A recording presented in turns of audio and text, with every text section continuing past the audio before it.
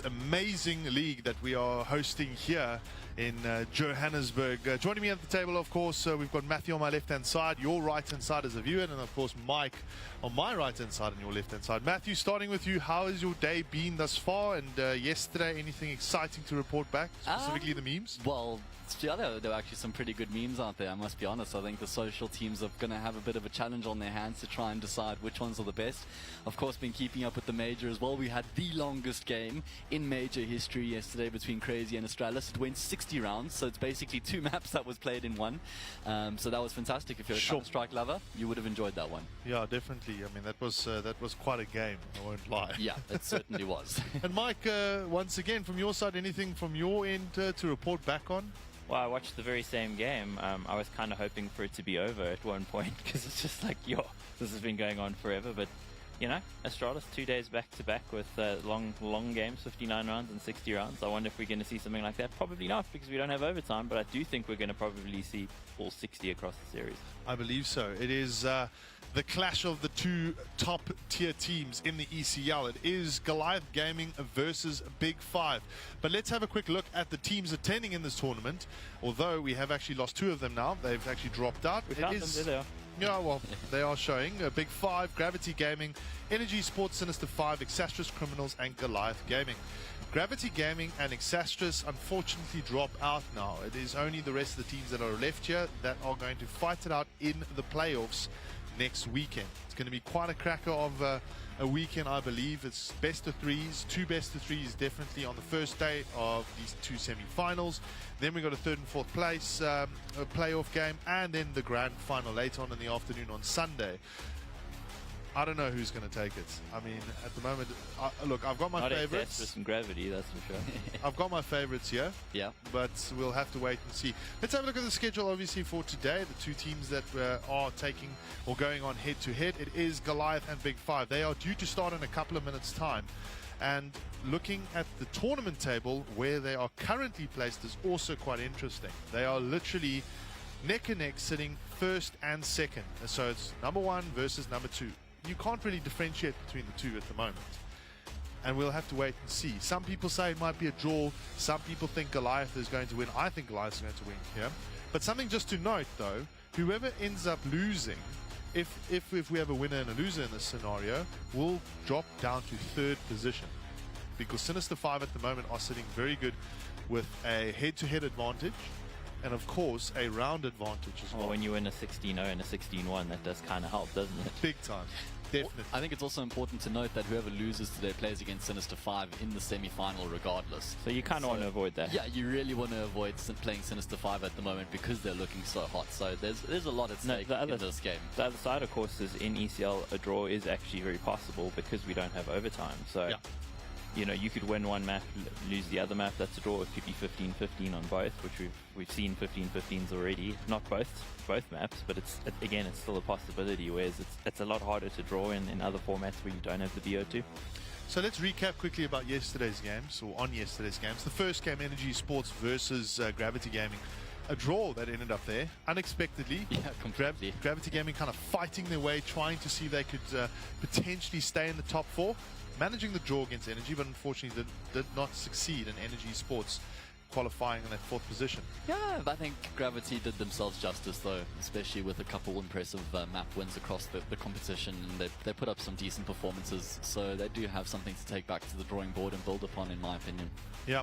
So looking at the highlights, obviously, of that game as well, Mike, from your side, what would you take out of that specific match from the Gravity team, you know, in that 2nd game? Definitely. I mean, something to build on going forward? I think so. They've shown that they have the ability at this level repeatedly. It's just they've struggled to put it together across an entire series. And I know they were playing with a stand-in yesterday, which didn't actually seem to hurt them that much when it came to the 2nd map. This first one, Mirage, definitely did not go their way at all. But on Inferno, they look pretty good. And we've seen them looking pretty good in previous weeks on Inferno as well. So I feel like there's potential here. I think they could be a really good team. They just need to possibly find some level of consistency going forward, because they do seem to live and die a lot based on what their individuals do. I mean, we've spoken consistently about how they seem to be a pretty cohesive team and they all sort of jump in there.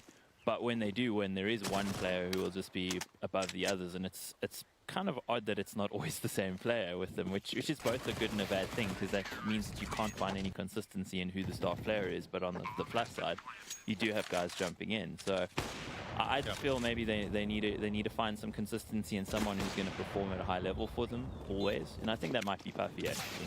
So talking about creation though, Matt, on your side, he was like kind of the stand-in for the team. That was For Exastrous. Exastrous, yeah. DM stood in for. Sorry, DM. Yeah. DM. Do you feel like he might have a potential chance on joining the team? We're referring to DM? Yeah. Well, For I Gab. don't think so. He was just a stand-in because Crucial couldn't make the game. It's not like Crucial was they'd probably their best actually- player before. Yeah, it's not like they'd actually made a roster change and dropped Crucial and they needed someone to come in. As far as I'm aware, Yeah. I don't think it was a roster change per But se. performance-wise, I think DM's got potential to be in a decent team, but I don't want Gravity to change any of their players because they have been looking good with Yeah, their core agree. 5. So nothing against DM. Certainly he has got a case to put forward with other teams and he's got that potential to compete. But I really hope that this Team Gravity stays together with those 5 players. awesome. Now, moving on to the second game yesterday. I mean, that was a Short bit of game, short discussion. a whitewash there for the for the Sinister 5 guys. And this is now something I want to kind of a little bit more elaborate on. I personally think, and it's a theory craft of mine, I think Sinister 5 right now is the best team in South Africa. Acelele. The reason why I'm saying that in particular is because if you look at their composition as a team, you've got Mistim right now that can almost fall back on the experience of 4 other players. And you've got Flexi, you've got Devo, you've got Hack'em, you've got Zero Chance, all experienced campaigners, have been all over the place. And Mistim, he seems to be coming out of his cage. He seems to be like playing a lot more freely now for the Sinister 5 team. Then you've got Hack'em, for example, that blows hot and cold. When he blows hot, it's super hot, it's all over the place, and he really does the damage.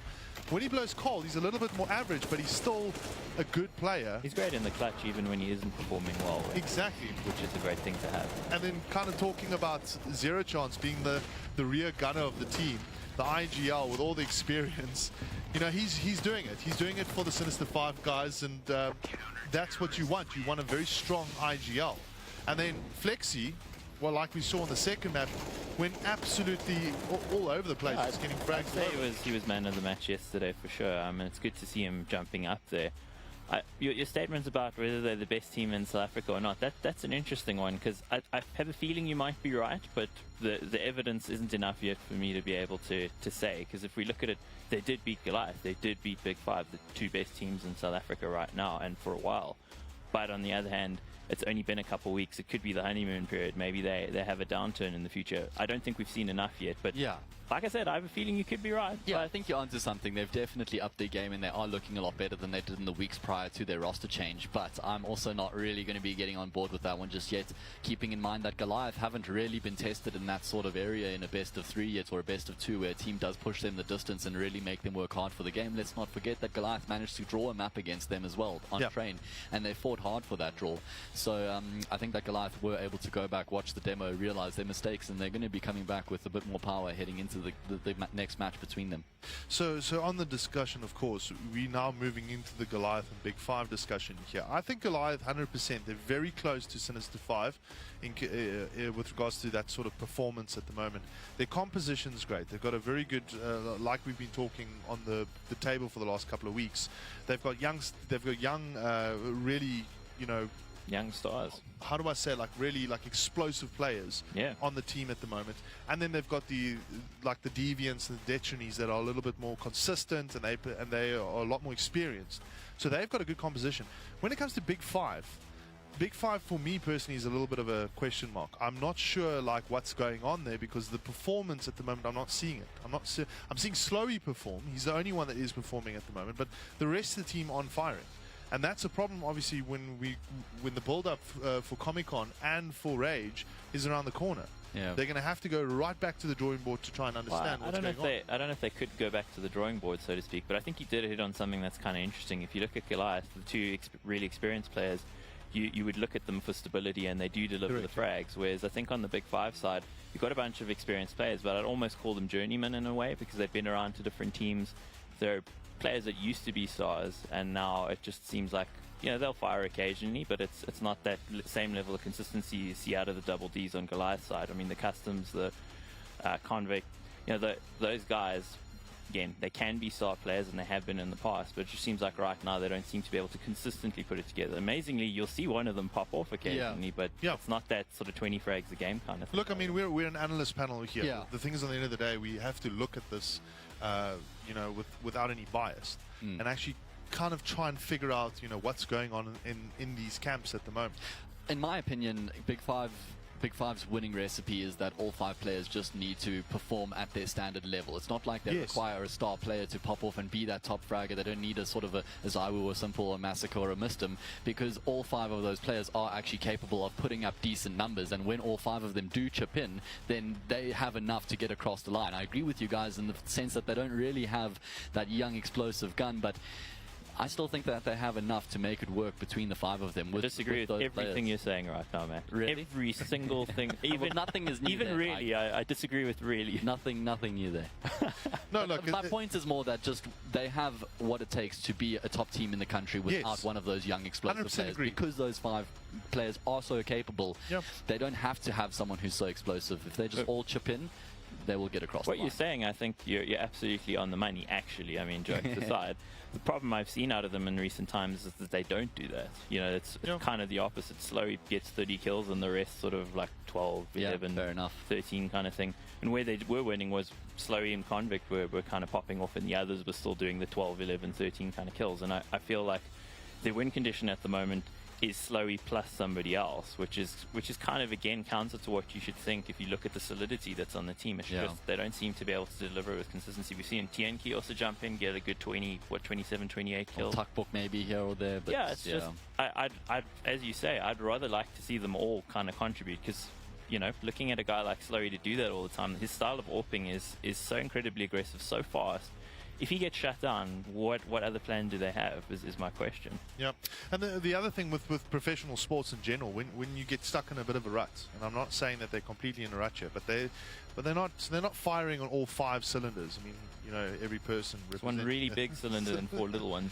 Pretty much at the moment, like there's one guy that's performing at the moment, keeping them there at a decent level. I think personally, like I've seen these players in action for years now. Custom, for example, you know, phenomenal player. One of the best ever. Convict definitely as well.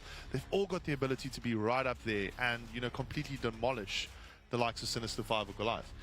But another cool thing I really do like about this, how do I say, this ecosystem of Counter-Strike at the moment compared to 2 years ago, is that we got more teams sitting right up there. Yeah. Competing, like back-to-back, going at each other. I mean, there's WRG as well. There's XD. There are other teams. Good gaming as well. So it's all over the place, but it's great to watch. It's sort of always been like Energy Bravado and then Tier 2 thereafter. And you're right, now we've got 4 teams actually who could beat each other on on a good day. And some guys snapping at their heels. I completely agree with you. The competition has increased in this country and it's so healthy for the scene. Absolutely. Well, map veto should be ready for us. Before we go to the map veto though, I just want to quickly talk about the viewers out there. Prediction time. You can actually still win some awesome backpacks and hampers. Pop socket of course, and then of course in front of me there you'll see the big hamper.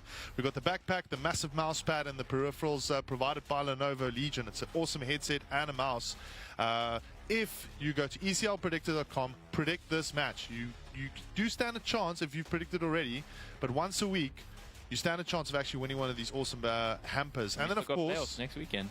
Yeah, we're announcing winners after the broadcast. Well, not after the broadcast, after this game. At the end of the broadcast, we will be announcing the winners for this week. There's a social media challenge as well that is still open. You need to tweet something to do with us as a panel. We've got a graphic here somewhere that will just explain it a bit better because I'm not really good at explaining it. But something to do with a pop socket and us. You need to tweet a meme out there at Evetech, at Lenovo, hashtag ECL 2019. You get that tweet out there, that meme out there, you stand a chance of winning also one of these great backpacks provided by Evetech and Lenovo. You want to show one on camera, should we? That was a good one. That was a really good one. That was, Okay, so it definitely is one of my veto time, favorites. guys. Let's kickstart right into the veto now. We obviously, for the viewers out there, just to explain how the veto works.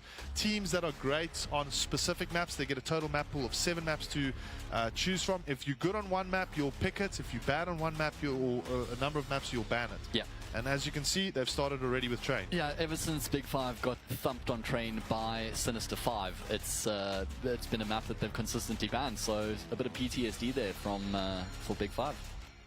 Yeah, I think that's the best way to put it. It's just you want to stay Mirage. away. Ooh. Mirage ban, I like that. I really like that because, well, for one side, not going to cost Mirage in a series in a South African game, which I think is something worth celebrating. In fact, I'm going to run a lap in the studio after we do the veto, but also respect ban there. This was the 3rd consecutive time that Goliath has banned Mirage, so it's definitely becoming a bit of a pattern for them. Yeah. And it's unusual for a Detrini team before ECL. They would always want to play Mirage, you know, regardless of necessarily how well the results are going. So, Vertigo? Oh man, come on, Goliath. I was getting excited. It's made it through the whole way. Should Almost made it. So we've got Overpass, Inferno, and Dust remaining. Yeah. Actually, neither of these teams play Overpass that consistently. Inferno Dust? Inferno Dust is the sort of the direction that I'm heading in, but maybe there's something that's been practiced. Maybe Goliath have got a bit of a pocket pick here. They do generally ban the map, and they had the choice between Vertigo and Overpass, and I don't think they were too keen on floating the Vertigo. So we should see Dust coming through here, and that's exactly what the case is going to be. Good So, call. Inferno and Dust. Yeah, so looking now, obviously we had a lot of a lot to say specifically about Big Five, but let's move back to Goliath now for a moment as well. Like I mentioned, and we were talking about Detrini and Deviant obviously being kind of the more stable players there. I'm hoping to see something from Massacre today. You know, I think you will I see think something from it's Massacre. likely that you'll see something from him. yeah, him. Zip's also kind of like, also as discussed previously, also like kind of a journeyman player, like you like to say. He's been a star player in some teams in the past, but I think within this team he's more of a supportive element. That being said, on the double AWP, he had a couple of really good games with Train in the past. So I was going to say, it feels like he's upped his game in the past he 2 is months or looking so. better. He's really fitting into the system well with Detrini. Just getting a quick look at the rosters. Yeah, Big Five, as we were mentioning earlier, Custom, Convict, Tuckbook, Tianki, and Slowy. A lot of experience there. Consistent players across the board. If they can all chip in, they certainly are within a shot today. And then we said Zip, Zipadaro, Detrini, Deviant, Massacre. I'm kind of glad that Nate didn't throw me the age-old, which player in Big Five do you think is going to be the best question? Because, yeah, we know the answer to that already. Yeah, So. definitely. Can't really. I'm hoping to see someone else and I kind of pick it up today. Well, I think they need someone else. Like I said, it looks like their win condition is Slowy plus someone, you know, to actually do something. Which again, kind of counter to what the lineup should tell us historically. To me, it kind of feels like Big Five rise to the occasion, and there's the sort of team that they play better against better opposition, and they seem to struggle against like lower tier teams. So I think that that's a good observation. they're definitely going to give Goliath a run today. You know, another team that I didn't really mention in the discussion of top teams was Energy. Yeah. But they're a little bit more of a dark horse these days, compared to what they were, 2 years ago, the winners of ESL, for example, and regarded as a top team. They share a lot of youth in that team, but they got Kani back in now. I mean, they've qualified for the playoffs, so we definitely will see them in action against either one of these two teams, actually. Whoever wins here will play up against Energy. Exactly, yeah. You keep in mind that they did change 2 players in the middle of the season, so out of the top 4 teams, they have made the most recent and the most drastic changes, which is going to take a longer period of time for them to actually start yielding results. Keep in mind, they did qualify for WESG China as well, so they already have an international event secured for this You think team. everybody would be fighting about like joining their team to be able to go to China, right? Yeah, you'd expect. Well, look, I mean, international opportunities few and far between. Hey, I mean, I'm available to coach. I'm just saying. Hey, I'll fight you. Yeah, okay, fine. Hold on. Can you get this? Looks like we're going to be going live, gents. We'll chat to you. Well, I'll chat to you guys a little bit later. We'll try and keep the fists at bay for now, Nate, as we do No fisticuffs. jump into the first map of the day. What a match we have on our hands here. Goliath Gaming versus Big Five. It's going to be an absolute cracker here on Inferno. Goliath starting on the CT side, Big Five on the T side. Of course, it was the GG boys with the choice of sides. What do Big Five have in store for their pistol round? Always love to see what teams can come up with their T-side pistols. How inventive can they get? What is the strategy? Got some util to work with. Looks like the strategy is take your time. Slowy there with pretty wide peak, but he manages to get away unscathed. Massacre just tapped a little, you know, got a slight flesh wound there. Slowey probably got a bit more than he bargained for when he swung around that corner. Oh, yeah, I think he expected undoubtedly. 2 players to be just holding the angle. Anyway, Goliath are content on just getting some information here towards the top of Banana in the way of Adaro just spotting with the shoulder. And Big 5 keeping their options open. The sport's pretty far back, though. If they actually pushed him hard, they probably would have gone down. And I think he's made a good decision on actually backing away from the corner, just so that he's in range there. His teammate can actually help him out. Looks like they're going to go for a boost here. Still 55 seconds on the clock. Plenty of time for Big 5 to decide on where. And this is typically Big 5. They like to take their time. Yeah, it actually seems like it's going to be a bit of a fake from Custom towards that A-bomb side. He's being fairly vocal in his approach, and off the back of that Big 5, they're going to stream into this B-bomb side. It's a nice little bait and switcher as Massacre peeks from the bottom, and then that leaves Adaro on the boost. Generally goes unchecked, and he's able to find himself 2 frags. Massacre gets 1 through the smoke as well. And, well, all of a sudden the Lurk is all by himself, left to his own devices. Can he get anything done? No, just tapped through by the edge of the smoke there, or through the edge of the smoke by Adaro. Goliath Gaming with a flawless pistol round. Nicely done from them, and as you said, the little bait and switch to pop Adaro up on high. Gets 2 out of it. Massacre also gets himself the double as well. Bracer kills for both of those players, and well, and unfortunately for Big 5, no real traction in the round whatsoever. So we'll see Big 5 actually going for the savior. They've got a single flash to maybe get themselves in. I'd imagine they're probably going to go through a burst through apps or something like that. And let's see if how things go. The nade in middle actually doing a ton of damage. Triple kill with a grenade. That's rather unusual. Well, 2 doubles. Oh, yeah, with a triple kill with 2 different players. That was quite interesting. Lots of utility damage coming through, which is certainly an important aspect on a map like Inferno. Zip stamping his authority there on Slowey. Size 9 in the face. Yeah, that's always a good way to kick off proceedings. We like to see this confidence. So, first buy round, and it's actually going to be a huge advantage for Big 5 in the way of weaponry, Mike, because Goliath kept all 5 players alive. They're going to have 3 FAMASas and 2 MP9s up against 4 AKs, so sometimes that can be a pretty tough fight to take. Yeah, I think on some maps that's a huge issue. Inferno maybe less so, just because you've got a couple of closer angles that you can hold. Ooh, he's actually getting aggression. They're going to be pushing forward. Tianki can't see them because of the fire. He's going to be able to catch Deviant before he can get across, though. Took some damage, but nice start to the round here. You can understand why Goliath are getting aggressive with the weaponry that they have to work with. It's pretty much a bonus round. Even if they do lose it, they're still going to have enough money in the bank to get up a buy in the following round. I think Zip's definitely going to go down. I was going to say there that he's actually been sold down the river by his teammate. I understand the impulse to throw the smoke to maybe draw the ire away from him. That means that the eyes will be drawn to the rest of the mid area, unfortunately. So gets spotted out pretty easily. 5v3 at this point. Still plenty of time here for Big 5. So yeah. 3 rifles left for Goliath, and, well, no utility aside from a flash. And I really appreciate the way that Big 5 are approaching us after finding those first 2 frags. They then just put the brake on things and just force Goliath to rotate around the map. Allow a bit of doubt to creep into their mind, and you can see that Goliath, they feel like they have to make a player. They've got that flash on Massacre, and that's going to allow Adaro to get aggressive here, along with Detrony. Going to be pushing forward now. They're going to catch off Tianki, so at least that's an AK and a frag. Brings that deficit down to just 1. Of course, Big 5 will realize that majority of the players are towards B, and they're going to be taking A as a result. Yeah, they needed to actually go quick. If they had taken their time over that, they would have gotten shot in the back by Adaro with that recovered AK. So still 4v3, the bomb is down.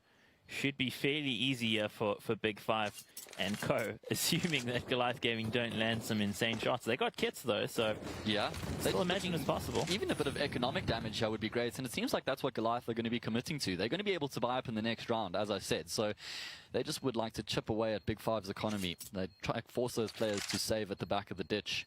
Unfortunately, there's no X-God nade to come through. Yeah, that's unfortunate. Yeah, that was an iconic moment. Convict realizes that he has to make a play to try and get an entry, or an exit rather. And they're going to actually take down both Massacre and Detrony. Adaro, the only player surviving here for Goliath. Big 5, they get on the board in the first buy round. Nicely done out of them, 2-1. Goliath still have a buy here, of course. Had they maybe kept on hold of those weapons, there might have been the possibility of an AWP up for them. So yeah, that's a little bit of a shame for them that they're not able to drop an AWP in Detrony's hands. And of course, that team is actually filled with capable AWPers. Adaro's been a main AWPer in his time, Zip as well. Pretty much only Deviant that you don't really see with the AWP. Massacre even has a knack to pick up, well, any weapon. Pretty much. When I mean, cut a knife and, you know, Massacre will take you down with it. Yeah, that's it, right? So this is certainly the round that Goliath will be putting some more emphasis on. If they do lose this round, they're going to have no money in the bank. And we've seen that Big Five have got an impressive T side on this map throughout the ECL so far. CT side has let them down a couple times, but they do have what it takes to be competitive on the T side. And that's exactly why you wouldn't want to pay them on Mirage, the inverse being true there, that Slowey will drop 25 in the CT half. So yeah, just let's have no part of that. Smoke is down. Zip Zip being careful. There's no utility really left here for the Goliath Gaming side. Again, just a single flash on Massacre. So Big Five play this slowly. I think they could actually overwhelm them. They've actually got a couple smokes and the incendiary there. Oh yeah, you're right. So they should have some way of slowing Big Five down once that execute comes through. Adara, you can see that's why they've left him at B by himself. He has an incendiary and a smoke, which means he can drop that util to buy time for the rotations to come through. Doesn't look like it's going to be necessary here, however, as Big Five will eventually be going towards that B bomb site. Slowly with the late fake though. This may call for some rotations. You can see Zip Zip is starting to make his way across. If Slowly could get a frag here, that certainly would solidify the fake, but Zip Zip realizes maybe it's not worth committing. Massacre does take Slowey down, realizes there's no further presence, and that's going to be making Goliath realize, hang on for a second, it was a fake. They're executing over there. Definitely does make sure that is the case as he finds a frag. Zip Zip picks up a double. Great work by him, leaving Tuckpork by himself, and yeah, he's not going to be around for much longer either. Jeez, goes down, Zips up on 1 HP, but still gets the double kill. So great going out of Goliath Gaming. Kind of felt like Big Five maybe stalled out a bit too long there. Yeah. On the take, went slowly through the smokes and drew the player. They probably needed to go at that point. I guess they were hoping for him to maybe get a kill, but yeah, unfortunately the CC smoke a little bit off. That one isn't always reliable unless you're throwing it from logs. Yeah. Feels like it's one of those important smokes that needs to be landed though. One of the more basic ones in the game. Yeah, I've roasted a few teams for not landing that one. So. Just going to be a save here for Big Five after they got on the board in the third round. Got some upgraded pistols to work with. Bit of armor on a few players as well, so there's some potential. Seems like it's going to be a burst onto the A-bomb side eventually. They've invested in some utility as well. That's just going to enable them to get towards the site.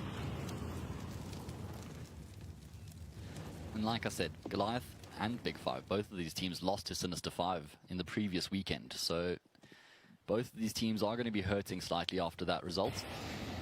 Oh, undoubtedly, they'll definitely want to prove themselves, yeah.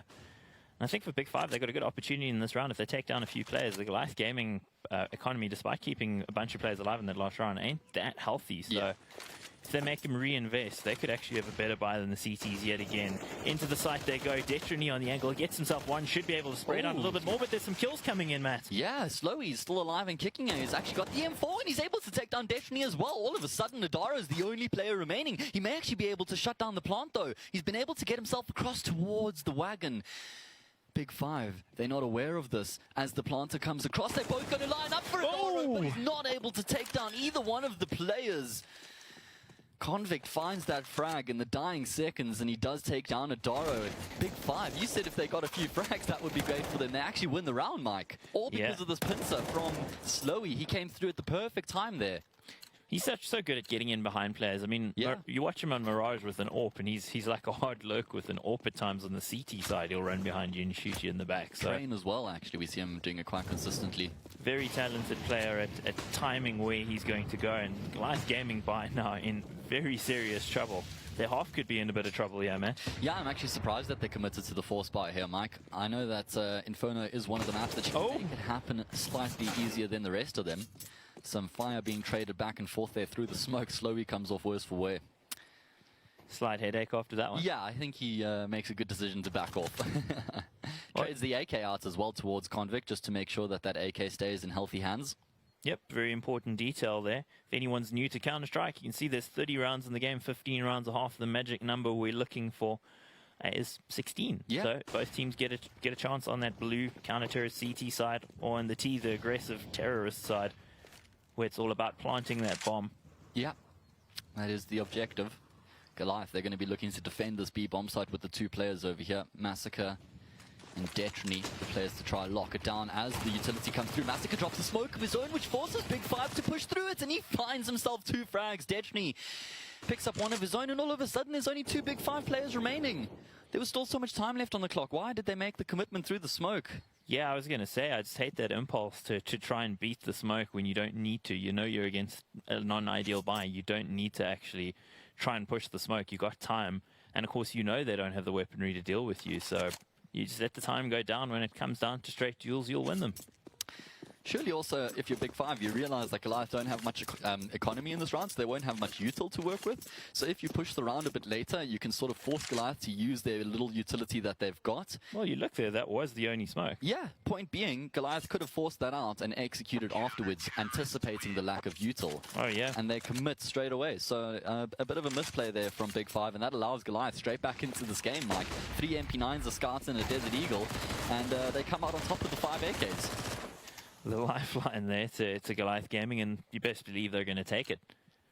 And it's sort of that awkward situation for Big 5, because when your entry fragger pushes through the smoke and dies, you feel like you need to try and trade it. You need to get through as well. So everyone sort of commits to that play and just sort of spirals out of control from there. Anyway, Big 5 are going to be able to get a buy here regardless. Of course, those 2 remaining players, Slowy and Custom, did save their weapons. But this is looking like it's going to be a good game, Mike. If this is what we're in for, this is going to be a hotly contested match throughout, as Big 5 are getting aggressive here towards Banana once again. Certainly one of the areas that we should be keeping our eyes on.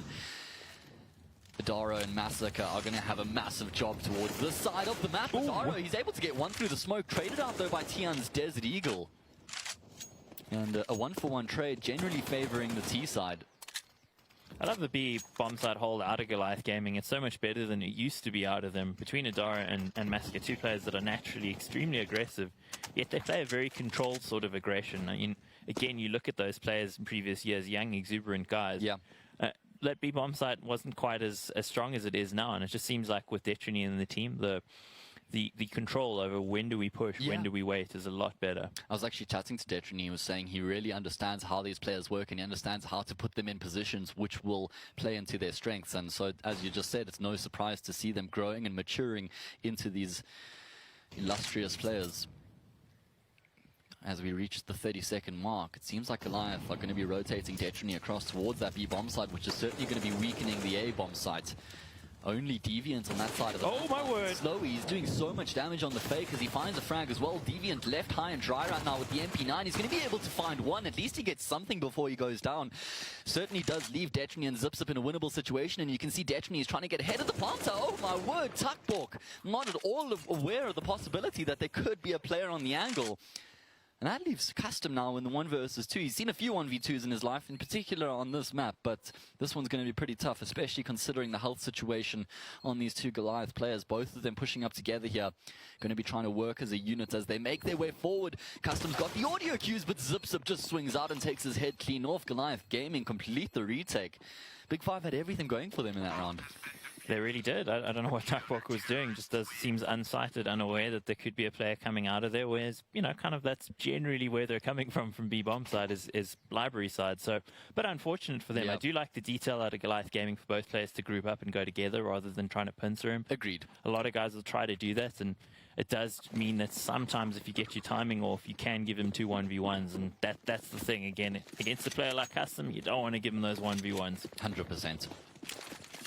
Money has been broken here. Oh, Detrony with a rare miss of the smoke there. Supposed to leave a slight gap and extinguish a Molotov if it does come to this part. So as I said, money has been broken here for Big 5. They've gone back to the save. They were actually able to win their previous save round.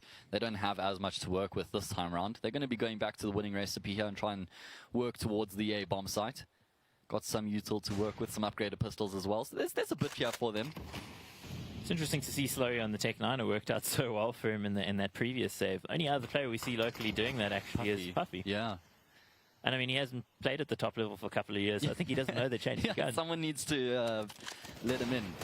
Let him in on the act as Big 5 are going to try and make their way towards the A bomb site. They actually get split up by the fire, and that's very awkward as they now stream into the jaws of the A bomb site that's named Goliath Gaming, and they have got it on lockdown. This time they're not making the same mistakes as they did previously. They've got all their areas covered, working as a unit, peeking together and shutting down these players. Goliath Gaming looking controlled as always. Big 5, I think they've had their chances here in the early part of the first half, and they've left a couple rounds on like a begging, I'd say. Yeah, completely agreed with you, Mike. Having said that, it's still early days, so they shouldn't read into that too much, I don't think. It's actually it's a positive in a lot of ways. Hey guys, we've gotten ourselves into these winnable positions. We just need to do one or two things differently and we'll be able to convert the round. That's always the double-edged sword. When does the question come out? If it's early on, it's like, oh, it's a positive, guys. We can galvanize ourselves. And after the half's over, you're like, oh, all those missed opportunities. I love this. With the AWP, he's going to be pushing forward, and Tuckbook pushes straight into the crosshair and into his dead. Zips up there to support him. It's actually Deviant. Deviant goes down, but Detrony landing the no-scope, and he is looking hot today as Massacre flanks through. Good timing on the push, taking down both Convict and Tianki. Goliath Gaming, they're starting to hit their stride here, Mike. Yeah, nice timing of Massacre to get that backstab as well. Just means they only lose a single player. And they are starting to build that economy. It's like in control, which is interesting. Big Five have done a lot of damage to them, but you know, I think if Goliath get another couple like that, yeah, then we're actually looking at quite an innings here. Feels like this T side on Inferno becomes really tough when the CTs take control of the economy. They've just got all the util to work with. They've got the kits for every single retake that comes their way. They've got the weaponry consistently, and yeah, unfortunately, that's sort of the direction that the game is heading in right now. Goliath taking a firm grip on this map. So I've seen him there, so... Oh, he gets denied by Detrony, though. Detrony's like, okay, that's yours, don't worry, I won't help you. Yeah, the two AWPers here working along with one another. Oh, Detrony, how does he get that one? He mugged him. Can you stop this, please? Can you just watch middle while I take apartments? Can we work together? Great work there by Detrony. He is full of confidence today, Mike. You can just see that he is looking to take fights. When Detrony is in the mood to take fights, ooh, it gets scary. Yeah, it really does. I did feel last week, I'm saying yesterday, because everything is just squeaked. It's like all together, all these weeks of Counter-Strike. But against Sinister 5, he did actually have a rare tough game in one of the maps. So I'm glad to see him firing against Detrony. On Dust, yeah. Detrony always a player you'd expect to be getting lots of kills, lots of clutch wins as well. So you sort of look at it a bit weirdly when he's not really finding those frags. He's sort of set a standard for himself, hasn't he? Look, I would say Detrony is the greatest Counter-Strike player we've ever had in South Africa. I mean, Sonic probably the guy most would point to, but he's still got more of a career to go. Yeah. Zip actually gets three. He gets a third single-handedly, taking down 3 players towards middle, and that completely dismantles Big Five's setup here. And Slowy's going to get shut down by Adaro, who gets in on the action as well. 9-2 is the scoreline, and this game is quickly falling away here. It kind of feels like it's devolving as well. Big Five are just smashing into them, which is... And Goliath are more than happy to oblige. Oh, man. Hate to see it. Custom tries to trade it out, and he also gets taken down, so... Yeah, that's super unfortunate. Of course, Tianki, he's got that full round loss bonus to work with, so he does invest into the AK. We'll be getting the $3,400 in the bank in the next round regardless. Enjoy your Galil, I guess, is what we've got to say to him. But unless they win. Oh, my word. Nice shot there from Zip. He's certainly landing the headshot. The timing. The timing there as well. Everything working out for Goliath at the moment. They need to make sure that they do stick to their protocols here. As Zip has got middle on lockdown, it would appear, Mike. He's 15-2 at the moment. Oh, man, Tuckbook. Just stand in the fire, man. It's done. I do feel in this scenario, like it suits Goliath a lot more for it to sort of break down into just fights being taken as opposed to Big Five. We saw during the regular season when Big Five were taken on by some of the minnow teams and they tried to play that game, it's when they started to hurt a little bit. Whereas Goliath, I think the players have got so much skill and there's also all that experience and Detrony to say, wait, hang on, guys, when they need to, that it favors them. It sort of comes back to something we were talking about on the desk, and the point that I was making about Big Five requiring all 5 players to chip in for them to be competitive. It's because they've got that teamwork to fall back on, and when you're not sort of playing to that strength, it becomes a bit weird. So I completely agree with you. I think Big Five need to just try and slow things down here a little bit. Need to make sure that they aren't allowing Goliath to take these early fights because they certainly are thriving in these situations. Slowy finally has an AWP to work with. He does leg someone, but 2 grenades coming through don't actually do too much damage, and he's able to get in with the frag. Then Convict gives him the cover that he requires, but definitely he's rotated across. He's got his AWP in position, and he finds the frag. Nice utility use as well to just slow down Slowy, make sure that he can't push forward anymore for a second to get himself in action there. And that was spotted. Again. Zip. He's just hitting everything. He's an auto turret. Yeah, but that's not the first time that Big Five have missed that smoke. I mean, sure, once maybe you can let them off for that, but twice in a row? That's sacrilege, Mike. Yeah, it's one of the basics that you should get right. Now Deviant's got to deal with a couple of unwanted guests. Get off my lawn, says the old man. Gets himself one. Looking for the second as well, and there's Zip Zip on the angle. Who else but Zip Zip? Yeah, he has certainly got some fire in his belly today, Mike. So, Big Five, they had the AWP in that round. Still wasn't able to really change the course of this game. 17 for 2 on Zip Zip, 14 for 3 on Detrony. So between the two of them, they are getting a lot of work done. Yeah, it's good to see. Jeez. Wow. Share some money with the rest of us, Goliath Gaming. Look at that. I think Goliath may have been listening to the broadcast on our analyst segment there and just heard Nate saying that he thinks Sinister 5 is the best team in South Africa. What? Like, you kidding me? Can I just show you something quickly? Just watch. They are certainly putting a display on at the moment. Do you think Nate would say pretty good for the second best team? You think no, he's not an edgelord like that. He wouldn't say that. Eh? Something like #blessed maybe. I don't know. He likes his hashtags. It's cute and old school. Big Five, they need to win this round, Mike. They have to give themselves something to work with heading into that CT side, a bit of a buffer. Adoro has got middle on lockdown, no flashbang to force him off the angle, and Convict slightly far behind there to trade him out, which means Adoro is able to adjust his crosshair placement and find that frag as well. Eventually he was taken down by Custom, but finding those 2 frags, putting Big Five on the back foot chair already. Certainly. It's kind of always very frowned upon to just run out and die without using any of your utility, and that's kind of the cardinal sin being committed there by Big Five, just trying to take the dry peaks. As we've seen, Goliath Gaming more than happy to oblige and shoot you in the face. Yep. They're pretty good at that. And you can see that Big Five understand that they've got a massive clutch on the round right now. No need to do anything, and that's why the 3 players on the A-bomb side are just sitting so passively while they leave Detrony with the AWP and Banana. He's getting all the information in the world, which just allows Goliath to commit to these 3 players on the A-bomb side. Zips are peeking out there, takes down Custom. Massacre chimes in with his own, and they've been playing so well off of one another. It has to be said, Goliath constantly peeking, using their buddy system, making sure that nobody is left by themselves, constantly trading the frags out. Quite the transformation under Detrony, because I always thought of Goliath as a team that's very individual in the way they play, and their players have so much skill. Why not combine that? And the way they're combining it at the moment, it's just poetry. There's no option here for Big Five, and I think now Big Five look back at those early rounds that they could have won that they kind of dropped. It feels like that hurts you now. Yeah, it really does, hey. Feels like Goliath is the best suited team for Detrony as well, because there's so much for him to work with in that team. Very similar to the old Bravado team as well, and kind of composition, lots of individual stars who can take those fights. Detrony taking a fight, making it look easy, hardly remarkable at this point with how it's been going. Yeah, this time Zip Zip's by himself in middle. He's able to find one, but the trade is there, and Dadara getting aggressive through the smoke. So Goliath are slightly overconfident, it would appear, after being so dominant in this half so far. Slowly spotted out the player, but he's not able to land the shots. Deviant needs to react here. He's going to get caught off as Slowly readjusts his angle. Nice quick thinking there by him as Big Five take control of the A-bomb side.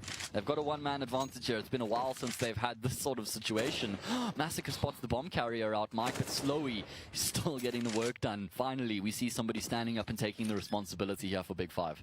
Who else but Dr. D, Detrony, trying his very best to come back into this one on the clutch. A lot of pedigree on this man for winning these. Doesn't actually swap out the weapon. Does he need it? Misses the shot. In fact, this could be a tough one for him. Going for the kill actually still gets it with Tianki knowing how close he is. And of course, time is running out for Detrony. So, and obviously the last round of the half, so he kind of has to go for this one, Matt. Yeah, he's certainly going to be committing to this one as he's just rattling off a couple of shots, hoping for a potential wallbang. Trades out for the AK. Can just try and look for a few quicker fights here. He knows exactly where one player is, not aware that the second is in the corner. Nice teamwork there by Big Five. A little bait and switch for them to close out the round. No tactical timeouts. None whatsoever. Not even a 1 minute break to try and figure out what's going wrong. You've got a coach as well. Well, I mean, 4 p.m. lunch reservations, I don't know. Is that a thing on a Sunday? Early dinner, I don't know. I mean, jokes aside, I actually can't fathom a reason as to why they wouldn't use a pause in that situation. Very hard to understand, Matt. And you look at that as well. 2 of those Big Five rounds were off the back of individual plays from Slowey, including that one where he managed to get in behind the A defense and bust it open. So if you don't have those 2, then you literally have 1 round in that. And again, we're talking about their teamwork, or where was it? Yeah, well, hopefully it's going to be pitching up here on the CT side. Slowy, he gets smoked off the angle. He's tapping away, but he's not connecting on anything. So Goliath Gaming, they're going to be taking firm control of this B bomb side with all 5 players. This is going to be a tough retake for Big 5 to make happen. Okay, Slowy. To be the case, as they were committing majority of their players over to Custom. He gets himself 2 quick frags, and well, it's actually clean up an aisle banana. Jeez, okay. Well, Big 5, that's the statement they needed to make. Yeah. We're being very critical of them, and I think rightly so, considering the opportunities they had in that half that they weren't able to convert. But yeah, they take their very first opportunity, which is win CT pistol, start to build your economy, and get off on the best possible foot. Because 3 rounds, we know, isn't enough unless you have an absolutely dominant CD side. Yeah, they're going to have to replicate what was just done to them. Goliath get with on the back of that plant. They are going to be committing to the buy here. 5 Mac 10s and a ton of utility, Mike. So I'm interested to see what they go with here. I call this a Hunt special after one of my matchmaking mates. Oh, yeah? Yep. All right. 5 Mac 10s. Well, let's see. Did you say Heinz or? Hunts. Hunts. Okay, let's see if Hunts knows what he's talking about. 5 Mac 10s. Oh, he doesn't. Okay. Well, there we go. The proof isn't in the pudding. We'll see. It could work, of course. I mean, these... I like the way that they're using them. All 4 players are going to be pushing out of the apartments here and just trying to overwhelm the A-bomb side. Deviant ends up on top of Tianki's head. Going to take him down, and that leaves it very tough for Tuckborg, who gets removed as well. This is where they become a bit of an issue, though. As soon as there's some distance in the fight, they are fairly incompetent weapons, but when you use them in the close quarters, they are highly damaging, as you can see. Finding 3 frags. Mike. Okay, Hans knows what he's on about, I guess. Hans is clearly onto something, I think. What do you know about Counter-Strike, Mike? Not much, if you ask most people. Hey. That's okay. Convict, he's got the angle out the scouts. He's going to be looking for a few frags. Yeah, Detrony's ears will be ringing after that one, but that's not going to be mattering too much in the greater scheme of things. The M4 gets taken down as well. Have you seen how much damage the Mac 10's been doing in the major in the hands of certain players? I mean, Amanek has been ridiculous with that gun. We've also seen Quicket from Avangard doing amazing things with the gun as well. It's just... It's certainly evolved, I'd say, where teams are actually trying to use it situationally to allow them to get into a bomb site really quick, and you put it on the point man who can just get around. No. Convicts going down. But would you agree that it is one of those weapons that gets used in situational... I don't want to say situational situations, obviously, but in different situations. Specific situations. That's a good way to put it. It just enables you to be far more aggressive. Yeah, and to have the speed, and I like the detail to flood out of apartments, because that's something you'll often see with pistols, but pistols aren't great while you're falling through there. Mac 10s on the other hand, it's actually pretty good while jumping, so...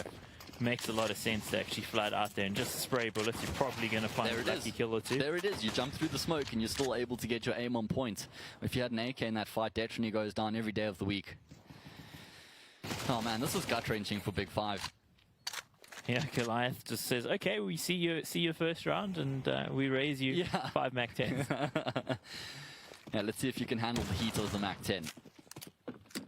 Deviant's going to go down, but he was just a lurker, so it shouldn't be changing too much in the round as Goliath do make their way towards the speed bomb site, using their utility effectively. Still some opportunities for Big 5, but rapidly diminishing as the bomb goes down, unfortunately. They've gone for the force buy in this round, which kind of surprised me. I thought they may hedge their bets on that 19th round, go for the full investment, try and get the AWP perhaps onto Slowy. They may not even have an AWP on the CT side, Mike. Can you even contemplate that? No, they won't. And they needed to save these guns at this point and the armor, but they're going for it, which means pretty much to me that says we're giving up. Yeah, but still the first map. Not only that, but this is their map pick. Custom, can you give us some highlights here with the Desert Eagle? He gets a nice shot onto Detrony, but that's all it's going to be in the round. Let's get a quick look at the scores here. See exactly who's finding all these frags. In fact, it's fairly even across the board here for Goliath. 19, 19, 14, 14, and 9. So these guys are all chipping in here. Yeah, nobody with a non-positive KD on the other side. Nobody with a positive kill-to-death ratio. It's just not looking great at all. They are going to save here. So at least they're going to give themselves a chance with the rifles. See if they can lock it down. Maybe draw this game out a little bit. Try and take some of this confidence and momentum away from Goliath heading into the next map. That's always something to consider that teams tend to overlook. But Goliath, full of confidence right now. And you can see they're just going for the basic 4-1, playing off of one another, trying to trade the frags out, making sure that they do just overwhelm their opposition. Tuckborg has managed to sneak himself in the back line. as Goliath get onto the A bomb site, but unfortunately the timing doesn't work out for him. As soon as Deviant realizes that his team has control of A, he starts to contemplate the other options, and Goliath have the round on lockdown. Sorry, Mr. Observer, when we get a chance, could we please have a look at the ADR utility damage and flashes? Just like to see what those sort of numbers are looking like. Probably wouldn't be too high up there, considering that it's just been sheer gun battles that has been winning this for Goliath. I wonder what the triple nade buy from Big Five was about. Were they planning to use it in Banana and just never did get to use it or something? But meanwhile, round is pretty much won there. If we look at the utility damage, well, quite a ton on Detrony. The man is throwing nades, but across the board there for Goliath Gaming, everybody jumping in with that. Effective flashes as well, super high. Zipsup throwing 11 flashes and getting all of those kills. The man is, well, he's a crazy man. How often do you see all 5 players around that 150 utility damage mark, though, and the game's not even completed, only within 20 rounds? So that's great stuff from Goliath. Of course, on Inferno CT side, it does lend itself to some effective utility usage. Bit easier in this map than some of the others, considering how narrow those choke points are. Shows you how powerful their CT side was, because the nades are such a big factor on that defensive side. Meanwhile, Big Five, potentially in their last defensive round, if they don't win this, it's 15 on Goliath. They need one more.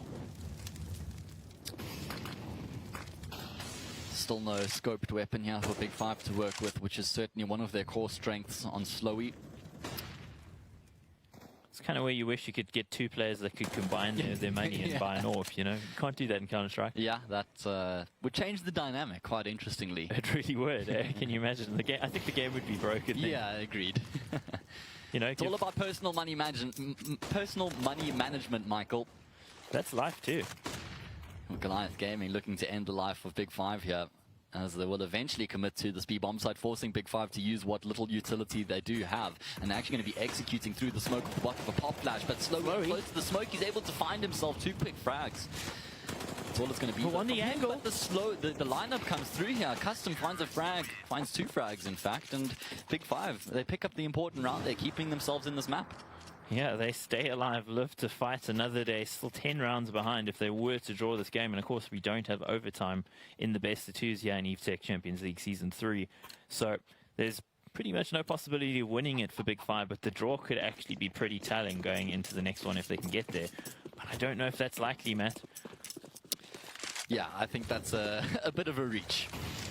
Got to say it, even if I don't believe it, that's how commentary works. Eh? Yes, need to be as unbiased and objective as possible. So they say. Allegedly. Meanwhile, Massacre on the angle, he could get 2, only gets the 1 though. Yeah, they're going to be chasing down Custom here though, and you can see he immediately just makes his way back towards the B bomb site. Convict using that pillar to his advantage there, bobbing and weaving back and forth, and he does come out on top of that duel. So, another 1-man advantage here for Big Five to try and convert into a round win. Those pillars are real powerful as well. They can take an AWP shot, but on the angle here, I was just thinking timing might undo him. And Deviant now and Zipsup both hurting quite a bit. They only have 50 HP between the 2 of them. Yeah, that's doesn't look great. Somebody needs to call them a doctor. Well, TC's already back, isn't he? No, that was an Eminem reference. Oh, really? Yeah, never mind. Skylar Grey. I'm much too old for that. All right, so what Zipsup's not to be old to be landing shots like that. That was pretty quick as he takes Convict down. There's still a bit of time left on the clock here as well, Mike. So Goliath have got options, and regardless of the bomb site that they choose, they're going to have a 2 versus 1 on their hands. And you can see that's why Tuckbook starts to get aggressive as he pushes down towards quad.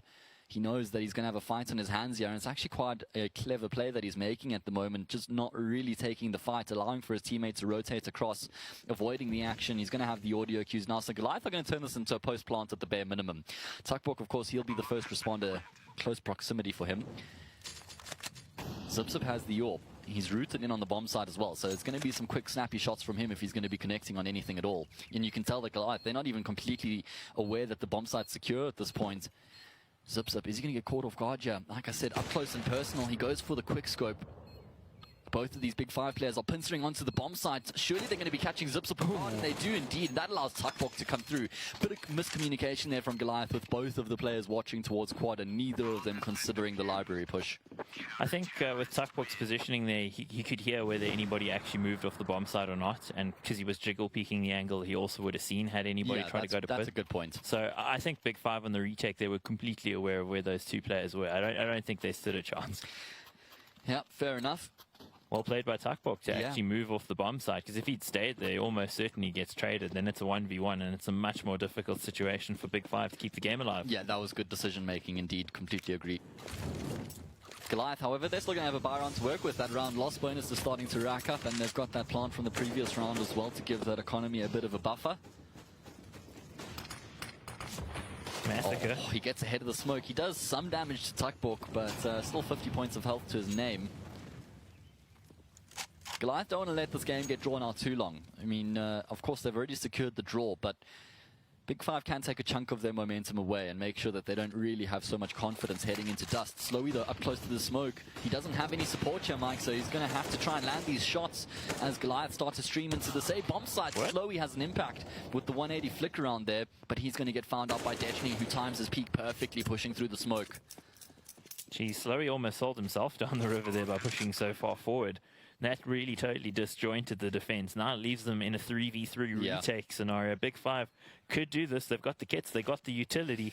But Dechny, Deviant, the double D's alive and so proficient at clutching these rounds. That incendiary is going to be forcing Deviant off the angle though, and that might actually make him an easier frag, but Atlara is going to be the linchpin here. He times his peak perfectly. He finds himself a single frag, but Dechny comes into the equation as well, and they know exactly where Tianki is. He's got the kit, he's got the smoke, so he may just try and go for the ninja here, but Deviant's in such a good position to shut this one down. Tianki doesn't even realize, and that is the map concluded. 16-6 Goliath with a massively dominant performance over their counterparts Big 5. Yes. I'm just going to say yes, because that was... Well, if you're a Goliath Gaming fan, I think you're saying yes. You're excited about what your team put out. If you're a Big 5 fan, a lot of disappointment there, because they looked a little bit listless. They didn't look like they had a lot of life in them, Proper disappointment, to be honest. I mean, I was kind of going with like Big 5 possibly taking that one. Yeah. And Goliath taking the second. So, you know, it's... I don't know. I'm a little bit disappointed from Big 5's response. It's their map. Yeah, exactly. That's the thing. I was kind of expecting them to take it, but I don't know. Maybe it's just because it's Sunday morning, Sunday afternoon. So what time zone do you live in, Nate? Couple hours behind. But let's actually look at and give Goliath props here. They were absolutely dominant, as Matt pointed out. The utility usage that came out from Goliath on the CT side, it was immaculate. They were chipping away at the HP of the Big 5 players all the time. Their retakes were really well worked. They worked together. It was all about the trade game, whereas you saw Big 5 trying to take all these individual fights, and they were just losing them. They were playing proper clinical Counter-Strike, exactly what you would like to see from a top-tier team. Well, they were playing exactly as we were saying Big 5 normally do, and they didn't. But that's another point I want to kind of pick out here. I was expecting Big 5 to do that, but it just didn't look like they rocked up. And I'm hoping this is not a permanent thing. I'm hoping this is not going to carry on for a couple of weeks. Yeah. Because, you know, Comic-Con's around the corner. We've got Rage around the corner. We can't expect, being a Big 5 supporter, I wouldn't expect this team to be sitting in this rut. I would be expecting them to kind of jumping out of it and actually getting going. Yeah, I think that they're not going to be making any drastic changes or decisions until those LAN events have been completed. They shouldn't. And they can sort of use those as a litmus test to see if they do actually need to do anything dramatic. But as it stands right now, I think they just need to make sure that they're focusing on their protocols, their strategies, and not getting too far ahead of themselves. But what I really found impressive in that match is the way that Goliath understood the hold that they had on that map. The way that they continued to abuse Big 5. Once they went ahead 6-0 or whatever the score was, they were like, all right, guys, we can see they're playing a bit tentatively. They're a bit nervous in their approach. Let's pile on the misery. Let's push a pop flash through a smoke and get aggressive. Well, they were jumping on the momentum train. Let's shut them down. And it's exactly the way that you want to approach these sort of games, just to continue to make the lives more difficult of your opposition. And who better to do that than Dechny? He knows exactly how to manipulate his opposition, and we had a perfect showcase there of that today. And it's a game of opportunity as Counter-Strike a lot of the time. If you looked, Goliath were making their own opportunities and they were closing them. The opportunities that Big 5 had, they had another 2-3 rounds they could have won there had they actually closed, but they made some fundamental mistakes. We saw that smoke going awry in CT a couple times, a very basic thing in Counter-Strike. I mean, you got to land those, and I mean, it's when you're kind of calling out somebody like Slurry, who's probably responsible, well, definitely responsible for 2 of their T rounds on his own. It feels a bit unfair to kind of lay it at his feet, but I think when you look at the overall performance, they just weren't on their games today, and Goliath were very much on theirs. So, well, hey, this race I might be able to catch some Formula 1 today, so. Yeah, well, look, this is an actual result of a team not stepping up and a team stepping up. You got a difference of 10 rounds basically on the final score, 16-6. Huge. Somebody ordered their Stairmaster from Verimar. something that you wouldn't kind of expect.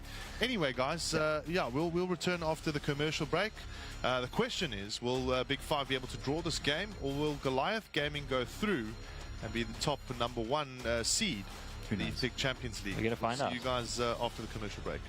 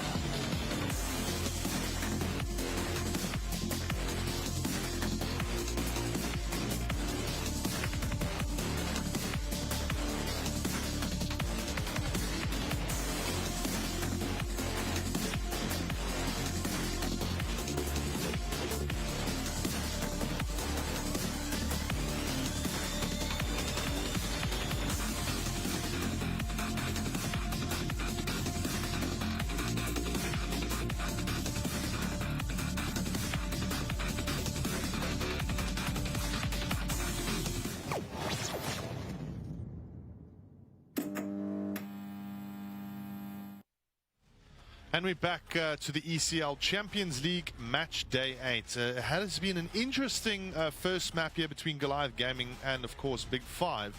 16-6, not exactly the ideal score for a Big 5 fan. And obviously, you didn't kind of expect that kind of a result. You know, Matt, just kind of going on with the conversation we had before the break. What should Big 5 do here to try and at least maybe, pull the map back? They need that pen from... what's that movie? Oh man, which just erases your memory. They just need to put that completely out of that game. Yeah, exactly. Is it a pen? Well, whatever it is. It's been a while since I've seen the movie. Point being that they need to just eradicate that map from their memory and focus what's coming up here, because there's not too many positives they can draw from that game, and they need to just focus on Dust. They've got what it takes to be competitive on the map. We've seen them produce some decent results on the map before, and players of their pedigree, they've got fairly decent mental fortitude and tenacity, so I do think that they're capable of resetting their mental states and focusing on the game that's about to come forward. So speaking Dust 2, Mike, starting side really for Big 5 here, that'll put them just in a bit of a kind of like an advantage to Goliath. I mean, what's the favorite side for Dust 2, just for the viewers out there?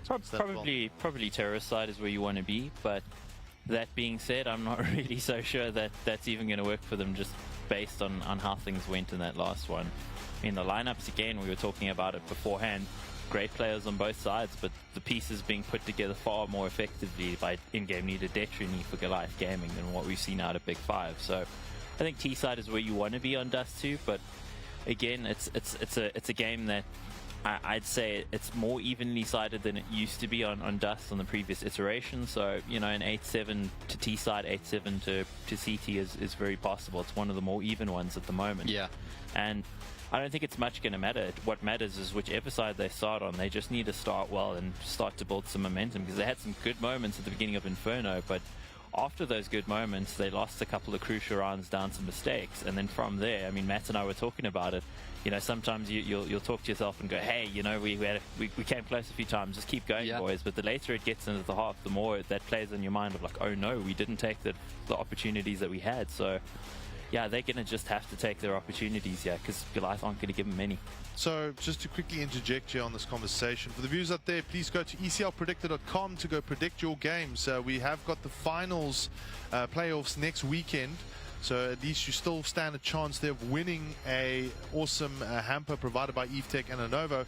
And there's of course the social media challenge that we will announce after the break, after this map. We will announce the winners of the social media challenge that took place this week, and we'll also come up with a new challenge, hopefully. I'm keen for these memes. I'm quite interested to see which one's going to be coming out on top, because there are actually quite a few decent ones there. So it's I'm quite keen to see which one's going to be taking the top of the crop there. So quickly talking predictions here, do you think Goliath is going to take this one, Mike and Matt?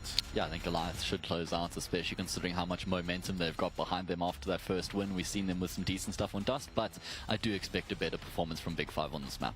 You think it's going to be closer, maybe double figure mark? Yeah, exactly. That's sort of the vicinity that I'm expecting this game to head into. Mike, do you feel you share the same sentiment?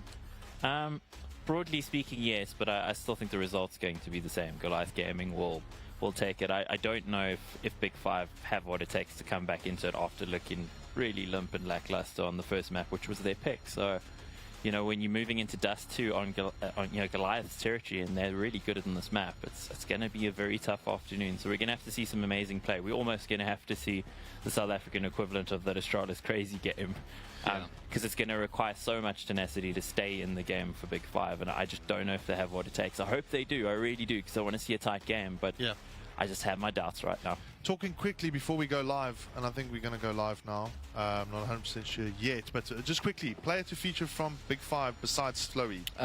I'd like to see Convict standing up a bit more, yeah. I think Convict has got that ability to have high impact. Cool. Well, catch you guys after the game. So let's see if Big 5 do have what it takes to turn it around as we head into the first round here on Dust 2 Goliath Gaming on the T side. So Big 5 opting to start on the CT side, Mike. Yeah, that's an interesting one. Or is it? I don't know. It depends on where they feel the most comfortable. As we were saying, this map doesn't matter quite as much as some others. So Maybe just going for the comfort. Custom not in a very comfortable position at all. He needs to get something out of this, and he does. Ooh, Slowy picks up 2 of his own as well. This is fantastic from Big 5. They were fully prepared for the B rush here, Mike. Immediately rotating their players across, and Tuckbook, he's going to clothesline Adaro. So, perfect start to the map here for Big 5. That's exactly what they needed to get off to a good start and put that previous map behind them.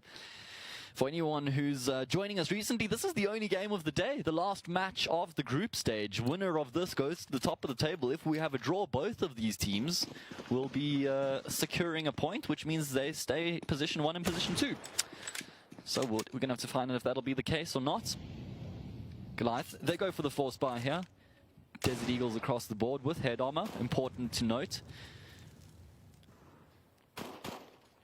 I'm just breathing a big sigh of relief that Big 5 were able to get that first round, because, you know, if they had a similar result to the beginning of the previous map, then it would almost be like a death blow right at the beginning. Yeah, that's true, eh? You know what really grinds my gears about pistols or pistol rounds, Mike, is when you take 1 damage and you lose 1 armor, it costs you $1,000 to get your head armor in the next round. And you still have 99 armor. I wish it was reactive and sort of worked off depending on how much armor you needed to buy back up again. Anyway, we do have the surge onto the A bomb site here from Goliath. Quite a bit of damage being traded back and forth, but Slowy's in a prime position to shut this push down. He's waiting for the plant. He gets the line up there as well. Takes down Adara and Zip Zip. Nobody checking their corners. Maybe able to find some more here as well. Pretty much just putting some gravy on top of it. Oh, there is the ace. No. He got shut down by Convict. He came through with the scout frag there. No, he was robbed, man. He was robbed. Robbed in broad daylight. Oh, by a teammate. That is just disgusting. I appreciate the patience here from Slowy. Gets the line up there as well. The MP5 hasn't been a massively popular SMG, I'd say. I find it a bit of fun, especially on T side. Having a silenced weapon is kind of a fun one when CTs don't know where they're being shot from. Yeah. Does change the dynamic slightly. Goliath actually using all of their utility to get out of long, which means they're not going to have much assistance to get onto the say bomb site. Just a couple P250s remaining for them to work with, and this is a fantastic start for Big 5. Nice flash. Yeah, nice flash indeed. Gets a bit of information there, does Tianki. I like how he doesn't aggress initially off it. He aggresses off the second one, actually. Yeah, gets the information. He's got some support now to work with as well. Slowly dropping the fire, daring them to cross. Actually still taking the fights quite a bit there. Oh, kill comes in for Massacre at long range. Yeah, Goliath have chipped away at Big 5's economy here, regardless of what goes on from this point. I think Slowy might be able to afford Norp after all those kills. Yeah, that's a good point. Maybe a couple of them. $600 per frag. You can see he's already got $6,000 in the bag, so going to get a decent injection at the end of this round as well. So he's certainly going to have the big green gun in the first buy round should he choose that path. Beautiful skin on his gun as well. Gets one, the second there gets taken by Tuckbook, and that's so much money, 9,900. He's got 9 frags, Mike. The next highest on his team is 2. Do you think that's a bit of a statement as to what we're in for? No, that's business as usual for Slowy. Okay, so just the previous map, we got off to a bit of a slow start then, I suppose. Yeah, Slowy's just like, what up, guys? This is me. Well, let's see if he can continue on this upward surge as he goes towards long with his AWP. Oh, the flash is actually perfect. Very good to force him off the angle. Isn't he get taken down here by Deviant? Well, Deviant wasn't actually looking for the frag. Oh, he had only one thing on his mind, and was to get into ditch. So you can see how effective that utility usage was there from Goliath. Makes a bit for safety, and that's a play that we've seen quite a bit out of G2 in the last couple months. They pioneered that whole get in pit thing. Yeah. I'd love to see the SG in that position, to be fair, though. Yeah, it's great at those long-range sort of battles. So, yep. Is actually an SG up on Adaro. Very, very clean aimer, so I expect him to land some nice headshots with that gun. Yeah, certainly. And it seems like Goliath are eventually going to be going for the A split. Yeah, I love that they take long control, though, before they commit to A. Just means that Big 5 have got way less options at their disposal to try and lock things down. Deviant's job is just to come through with the hook and school Slowy there. Really quick pick. You could see that he was fully prepared for that one. First frag of the round goes the way of Goliath, and that's certainly going to be making this A defense a lot more difficult here for Big 5. Beautiful work from Detri. He knows there's likely to be an AWPer on the angle. And we're just waiting now for when the peak might come out. He's in so much danger. Only gets one. Yeah. That's all that he was going to get with Deviant in the pit there.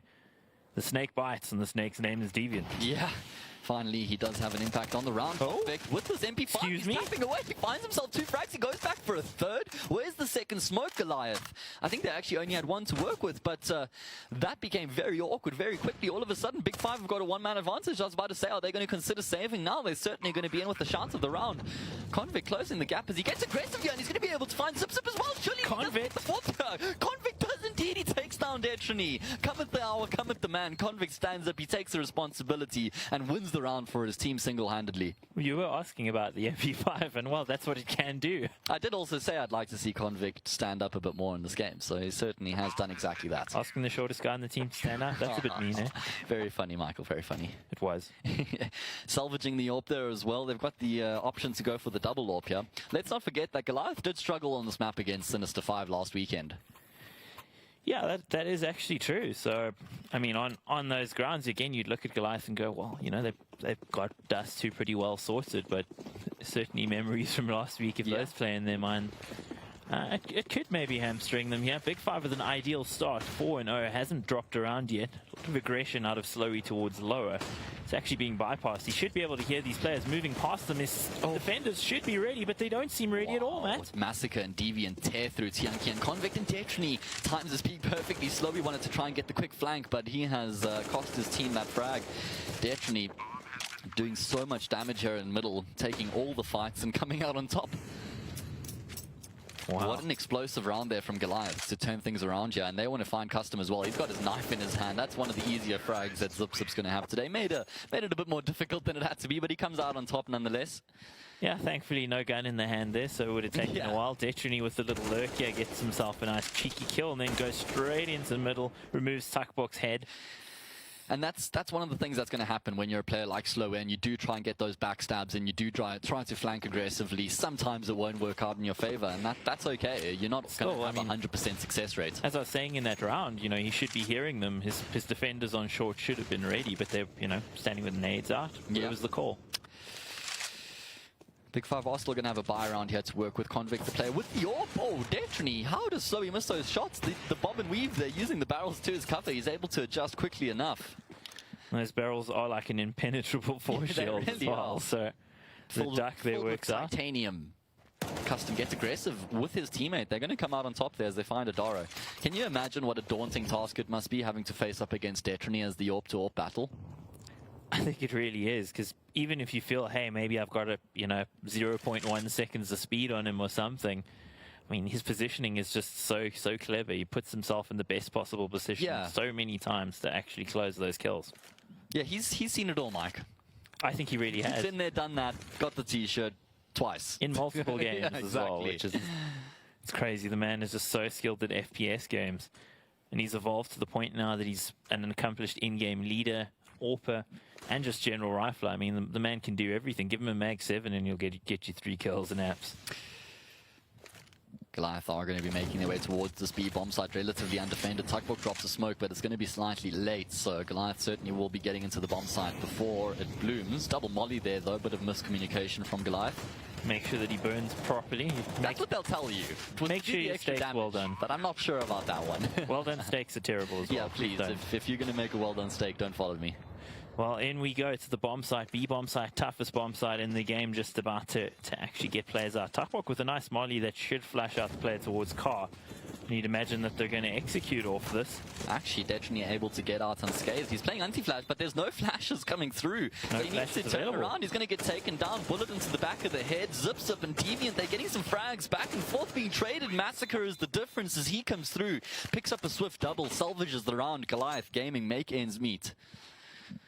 Ooh, Big 5 without a flash available there. That's kind of, well, that's nightmare scenario heading into B bomb site where you actually need all the utility you can get to get yourself an entry. Such tight choke points, but only the single molly. I thought, I was just looking at the molly thinking, hey, they'll flash Detrony out, a flash will go in.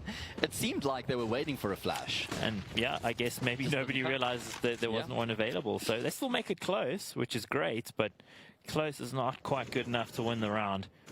Detrony seems to be having a field day so far since he's had the AWP. Yeah, certainly has been on top of his game. I like the decision here from Big Five just to get aggressive, pushing 4 players through the tunnels, trying to overwhelm one of the Goliath players, but they are not going to be getting caught out here. Very passive in their approach, finding good information across the board, making sure that there aren't any chinks in their armor. And Evetech Deviant and Destiny will have middle on lockdown. Nice play out of Goliath as well to just hang back and let those seeds aggress, make sure that they don't get too close. And there's the double spray down for Massacre. Great work and a great call out of Destiny. Make sure you don't run through a tight choke point. You and I go on about it so much when we see teams rushing B against pistols. I'm really glad to see that didn't just happen. I'm really happy to see Big Five going for the save here, Mike. Double AWP setup, so important on the CT side of this map. So good decision from them just to allow Goliath to draw level, get the double AWP setup and get back to winning ways. They did have around $4,500 in the bank, so they may have been convinced to, or they may have gone for the buy, but not the case. Zip going to get flash here just to allow him to get aggressive onto short. Great teamwork here. Certainly has been the epitome of Goliath's success.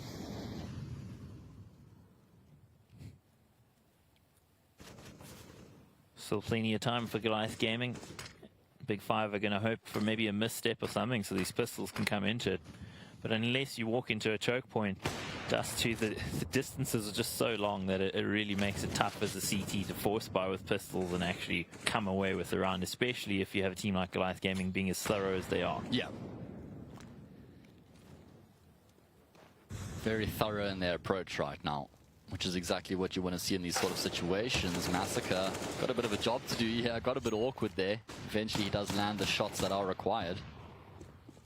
Tuckbok are going to be hoping for a little bit more. Yeah, it's a 2v4 though, so it's kind of mission impossible, but you never know. Sometimes things do work. Do you remember how good Tuckbok used to be with the Tech 9? Yeah, they nerfed him, didn't they? I think he was actually the best player in the country with that gun.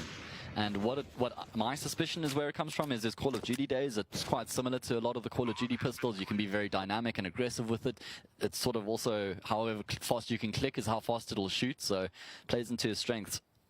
Yeah, so you think that like the Counter-Strike devs actually specifically nerfed Tuckbok? Yeah, because of Fnatic. No, I know, but I just speak facetious. No, but let's be real for a second. Fnatic with that gun in particular, Olofmeister, was just, I don't know, unstoppable. Oh yeah, well I mean there's a reason why it's called Olaf on train. Yeah. I'd left out a main. He'd run out there with a Tech 9 any round and just like end you. Nail the first person that he saw. So geez, cobblestone plat as well, Olofmeister. That was some scary stuff, and apparently they didn't even like playing the map, which is the ultimate irony. I don't know, anytime I think of cobblestone plats, I just think of the Big Apple and Snacks is hungry.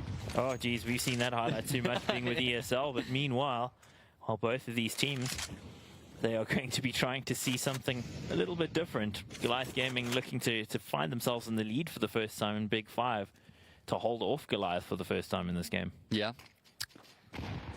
Haven't had too much success in these buy rounds yet, have the boys in yellow. Goliath Gaming just sending some feelers out. They've got a couple players on short, so they're going to have some information and potential to fake as well. Quite a bit of utility here on shorts, and you can see that Massacre is going to be dropping that smoke to try and give a bit of cover. Also try and sow the doubt here into Big Five's mind that it is going to be a commitment into the A-bomb side, and a nice flash play there from Massacre, but he doesn't realize that Convict's on the other side of the smoke, and Convict gets his vision back just in time. Massacre's going to be kicking himself on the back of that Goliath. They push straight into this B-bomb side where they find the first frag, but Custom's there to lock it down. He gets himself the triple spray down. Who else but Custom to get it on lockdown?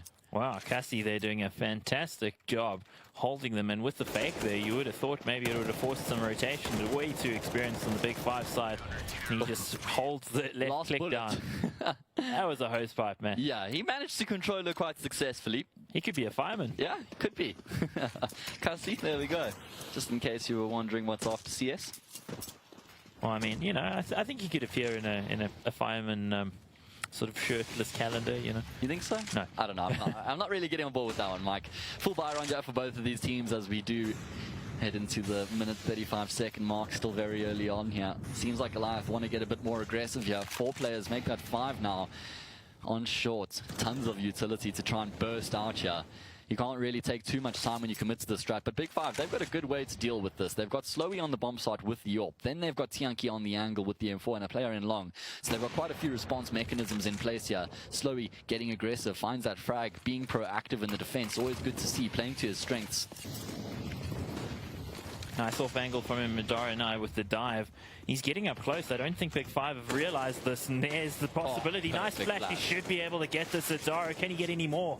Convict does come through. At least he finds a frag before the bomb site is completely lost. It means it's going to be a 3 versus 3 retake here for Big Five, who have got a couple flashes and an HE grenade to make their case a bit easier. Adara wants to get aggressive here. He wants to try and shut down this avenue of entry, see if he can find Convict. Taking a very narrow angle here. Flashbang comes through, but Zadara's backed us to it, so that's an easy frag as he finds Convict. Now left onto Custom and Tuckbox's shoulders. The B players to rotate across and see if they can make this happen. They actually Beautiful. 2 quick frags. Zips up the only player remaining left in the 1v1. Custom! And he's going to get taken down by Custom, who doesn't realize that there isn't anybody left on the server. Jeez, the heat of the moment cost there. him. That nearly cost him the time to get the defuse. I think there was maybe 2 seconds remaining there after he got that defuse. So, yeah, that got close. The heat of the moment, exactly that. Tell you what, Matt, in that situation, 2v3 retake for the CTs. They're coming from such a disadvantageous position. Custom there with the kill. I think maybe that they weren't quite expecting him to find on Adara, but he does, and he follows it up with the second one. That's a round for Big Five. I'm so pleased for them that they were able to double up there, man. Yeah, I'm surprised that Adara actually hung around. I thought after he got that frag on Convict, he may have made himself a nuisance by pushing into ditch. I'm not sure if the bomb was actually planted for him or not, though, so maybe that was the reason that it wasn't. Okay, so then that completely dispels that theory. Ooh! What? Did X-Ray get turned off? I don't know. I thought he got that frag. Anyway, unfortunately for Slowy, he doesn't connect. He's only got 10 frags, which means he's only added 1 frag in the past 7 rounds. Wow. And that was in that previous round where we got aggressive towards short and caught off Destiny. That's true. Anyway, shouldn't be playing on his mind too much. No, experienced campaigner despite his young years. That's a statement I think it applies to a lot of players on the server, a lot of experience on both sides. We like to talk about how young guys like Massacre and Adara are, but they've been around. They've played in big competitions. More so Massacre than Adara, but Adara certainly is adding to his experience, his resume. Hoping for some customers, yeah? He's going to be completely blinded up. He's actually, it doesn't go deep enough. Although he gets caught with the nade in his hand, that makes for an easy frag for Slowy, who continues to push forward. Actually misses a shot completely unconventionally. He still finds one with the 5-7. Massacre able to actually get the information that there's a second player in CT before he gets down. Oh, I'm not sure if he missed the jump there. Seemed like he was hanging around for a bit too long. Leaves Adara in the 1 versus 2 clutch, but the bomb has been dropped on the scaffolding or just underneath it. Adara going to have to try and retrieve this. He's able to grab it. He gets spotted out in the corner. Oh man, talk about being stuck between a rock and a hard place. He's going to have to try and fight his way out of this one. Only 18 seconds left on the clock here as well. Big Five know exactly where he is. Surely there's no way Adara wins this one. And he does go down to Tianki's M4. So Big Five with the surge winning 3 consecutive rounds now. And it's looking pretty good for them on the CT side. Great work out of Slowy to get that one. But then the easy kill, so many opportunities for players to shoot there. I think if he landed instantly, it would have been a much less dangerous situation there for Big Five. And almost went out of their control. Yeah, did get pretty close indeed. Got the follow-up at least.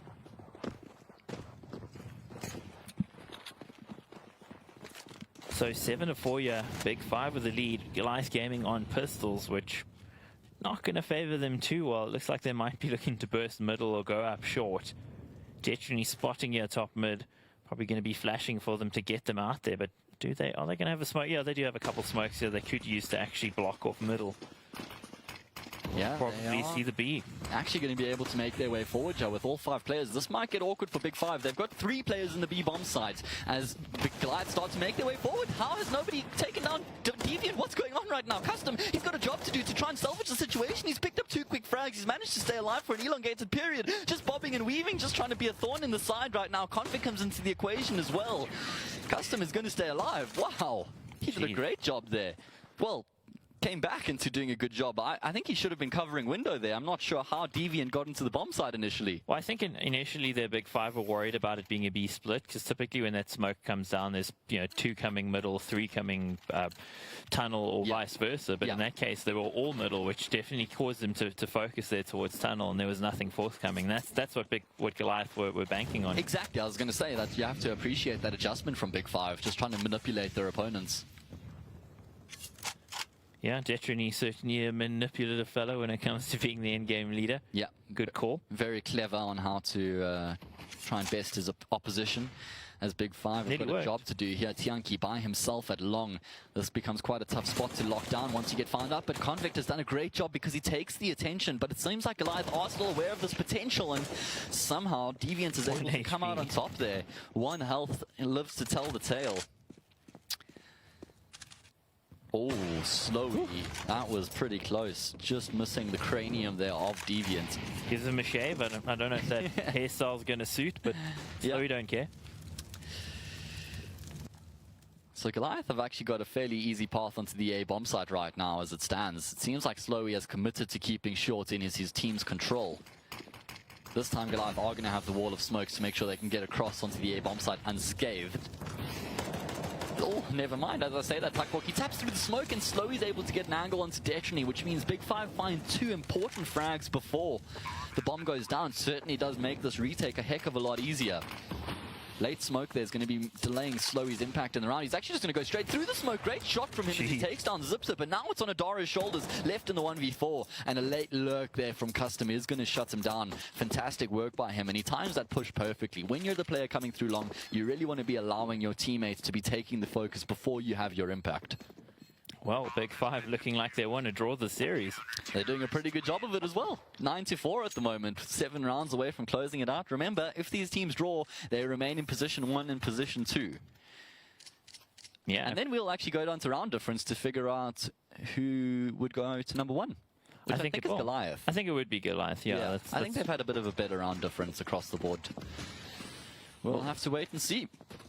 Indeed, still early days though. Heavy defeat by Sinister 5 against Big Five may come back to haunt them on train. That was like a 16-6 or something like that, if I'm not mistaken. And of course the first map in the series was... Yeah, that's true, both of them. And then actually Goliath had the draw, so that's certainly going to favour them in that regard. However, nothing's set and done just yet. Slowy comes out on top of Detrony this time round. He's quick enough to find the frag. Yeah, that position easily dealt with earlier in the half from Detrony. This time Slowy wins out. Deviant and Cohen are looking for an answer to what Big Five are dishing out in the last few rounds, actually. I mean, it hasn't even been that close. Yeah, it really hasn't. Big Five have certainly been bossing the affair. 5 consecutive rounds here for Big Five as they make their way onto this A-bomb site once again. Do Goliath Gaming.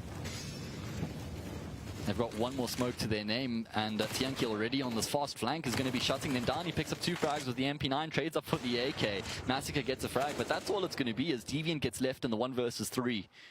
No bomb in his control, unfortunately, and I think that dispels any chance that he would have had in this round. You can see that Big Five are aware of it, so they're trying to cut him off with the incendiary. He's actually able to get ahead of it, but the flashbang denies him any vision of his opponent. Tianqi takes him down. Big Five looking really good on the CT side. 10-4, and this is, after a very good start out of Big Five. We saw Goliath come back into it. We saw the game equalized at 4-4, but since then, Goliath not with a single round. Big Five putting some space between themselves and their opponents. Now the best Goliath can hope for is 10-5, which isn't really traditionally enough on D side of this map. It's also not too likely. The lineup there for Slowy is he gets aggressive, takes a shot through mid doors. He's going to have to get back here. There's some presence here from Goliath as they push straight through, and it looks like they want to get a fast pincer onto the speed bomb site. Tuckbook with the job to do here, spraying down through the smoke wildly. He finds Deviant. Slowy with the flick shot there onto Zip as well. And Big Five absolutely ruthless right now in their defense. Finally a frag's coming through here. A couple of frags as Massacre and Detrony pick up 1 apiece. Reducing it down to the 2v3. Ooh, Convict getting a bit aggressive there, hoping that flashbang from his teammate would have had an impact, but not to be. And Massacre finds Tianqi as well. The 2 versus 5 all of a sudden becomes a 1 versus 2. Slowy's the only player remaining, and he has the AWP. Not the best weapon for this situation. Goliath aren't completely aware where he is either, so he may be able to find a quick frag here. Bomb goes down. Does he spot out the elbow, the shoulder perhaps? No. Good cover there. He does land a quick shot down to Detrony, and he's able to get out alive, which means there's no trade for Massacre. Down to the 1 versus 1, and Slowy misses the shot. He knows exactly where Massacre was. He's going to push forward to 5-7, and he goes down. Massacre clutches it out. What a turnaround there between Detrony and Massacre. Quad kill for Massacre in the situation. We see him going up on high here, doing his best to root these players out. He had a lot of work to do at this stage. Yeah. It was only the 2 of them left alive, and they managed to root out all those players. The Big Five players, they're going in well, one by one as well, giving Massacre the opportunity, and while he's going to steal those opportunities whenever they come his way. Well, he's got 17 frags, so he had a very impactful half. Slowy ended the half with 19, by the way. So in those rounds that Big Five were winning was born off of the success that Slowy was finding with the AWP. Custom seems to be AFK or something, which could be a problem, do you think? They should call for the round. No, he just moved. I'm sure he's just okay, moved. there we go. There we are. So, off the back of that Big Five, they're going to go straight into this B bomb site where they do shut down DV and Sadara, at least able to get one. Trying to find something else before the bomb goes down. Not going to be able to, though. So, 4 versus 4 will be the result. Detrony finds one of his own, and who else but Detrony and Massacre seem to be the heavy hits he's doing right now. Slowy and Convict, the 2 players to try and lock it down. Big Five need the pistol round less so than Goliath do. And Convict is left in the clutch. He pushes straight into his opposition. He doesn't realize that they are, well, they've just passed each other like ghosts in the night. 10-second defuse. Yeah, he's able to find the first frag, which forces Adara to get off of the defuse. He's picked up the kit though, Mike, so now he's going to get back on it, and he's just swinging in front of him. He's tapping away, but he's not going to be able to get the frag in time. It's Convict, excuse me, but still. How does Adara get that defuse? Volvo, please fix. He was aiming on him. That happened to all of us. No one can say they haven't experienced that before. Look at this. Is his crosshair not on him? Let's watch. Oh my god, Adaro. Reduce your sensitivity. That is dirty. Nasty. So what he's actually done there is he's upped the DPI in his mouse, so his mouse is massively sensitive, and it enables him to turn that quickly and makes it really hard for his head to get shot. So that's a nice adaptation, actually. I haven't heard of that one before. I like that. That's very clever. Because generally gaming mice have got a quick button you can push, which just changes the DPI to a pre-setting that you've got. Yep, spins like a top and wins the round from, well, getting dizzy. That was insane. I was even calling it Slowy when it was Convict. Not even my brain could contemplate what was going down there, Mike. Oh, I'm still chuckling about that one. That was some cheekiness out of Adara. Gets his team back in the game. Quick thinking as well to grab the kit and just stick the defuse straight away. He wasn't having anything in that fight. Anyway, Big Five, they have got a force buy here. A couple SGs, an AK, and some Desert Eagles. There is some firepower in this buy right now. And actually, Slowy's been able to lurk all the way up to the doors, but unfortunately, Massacre is going to take him down with a perfectly timed peek there from CT. And you can see the strategy was changed when Slowy got so far forward. Convict able to find one with the AK. Actually, a bit of a weaponry advantage here for Big Five to work with. Detrony trying to get aggressive here, and between him and Adaro, seems like they should be able to lock down the B bomb site. Well, there we go. The B split doesn't work out for Big Five. Goliath Gaming certainly firmly back in it now, but that buy could have really worked for Big Five, and that's with the changes in the money. That's where it does get a little bit sketchy, and that the T's can actually almost bring out a better buy than the CTs when the CTs have won the pistol. Yeah, that plant is very important for that, and that's exactly what Big Five had in their pocket. So, we have just got some vital information that Goliath have secured first seed heading into the qualifier. Because they have round difference, regardless of what goes on from this point, they have secured first seed. Of course, they wouldn't know that, but for the viewers out there, important information. Just on Nate's line. For the viewers out there. For the viewers out there. This is Big Five versus Goliath. Welcome, the only game of the day. A fantastic game as well. 2 of South Africa's best teams going head-to-head here. Deviant looking to lock down long. He's able to find 2 quick frags. Massacre looking to mop up what's remaining, and he will be able to eventually. Nice and easy does it. 10-8. Goliath within 2. We should see the buy coming out for Big Five in this round. 20 kills on Slowy. Still up at the top there, and they're going to need him some more now that the CTs actually have a pretty strong buy themselves. Some recovered weapons. The SG. So, in order for Big Five to get that second seed heading into the playoffs, they need to win this map. If they lose this map, they will drop to 3rd, and Sinister 5 will go 2nd. That means Sinister 5 will play Big Five in one semi-final. We'll have Goliath and Energy on the opposite side. I'd really want to avoid playing Sinister 5 at this point, Mike. They are looking really hot. Yeah, let's see how things work out. Just Slowy on the angle might be able to find it, and he does actually burn Detrony. This fight here towards short between these 2 players. After Detrony in the early ascendancy has really favored Slowy. Yeah. Seemed like Detrony was in 2 minds there. He didn't really know if he wanted to stick around and take the fight or back off, back into the A bomb site. Gets caught. 1-man advantage here for Big Five. Yet to get on the board here in the second half. Goliath Gaming Closing the gap just down to 2 rounds now. Seems like Goliath may be re-aggressing here towards short. Deviant, he's in the vicinity. On the back of that though, Big 5, they're going to push straight into middle here. Flashbang doesn't even blind up, or it actually does blind up Zip, who still finds the frag, and Deviant with the quick backstab is able to have an impact here as well, but Slowy still being the factor here which sets these two teams apart. See where they decide to go. It looks like they'll be going short, and Massacre has an inkling of this. They should be able to just about hear each other at this stage, so... This is a great rotation from Goliath though, they're fully aware of this. Big 5 do have enough time to double back, and it seems like that's going to be the case. Goliath, they heavily invested in their rotations.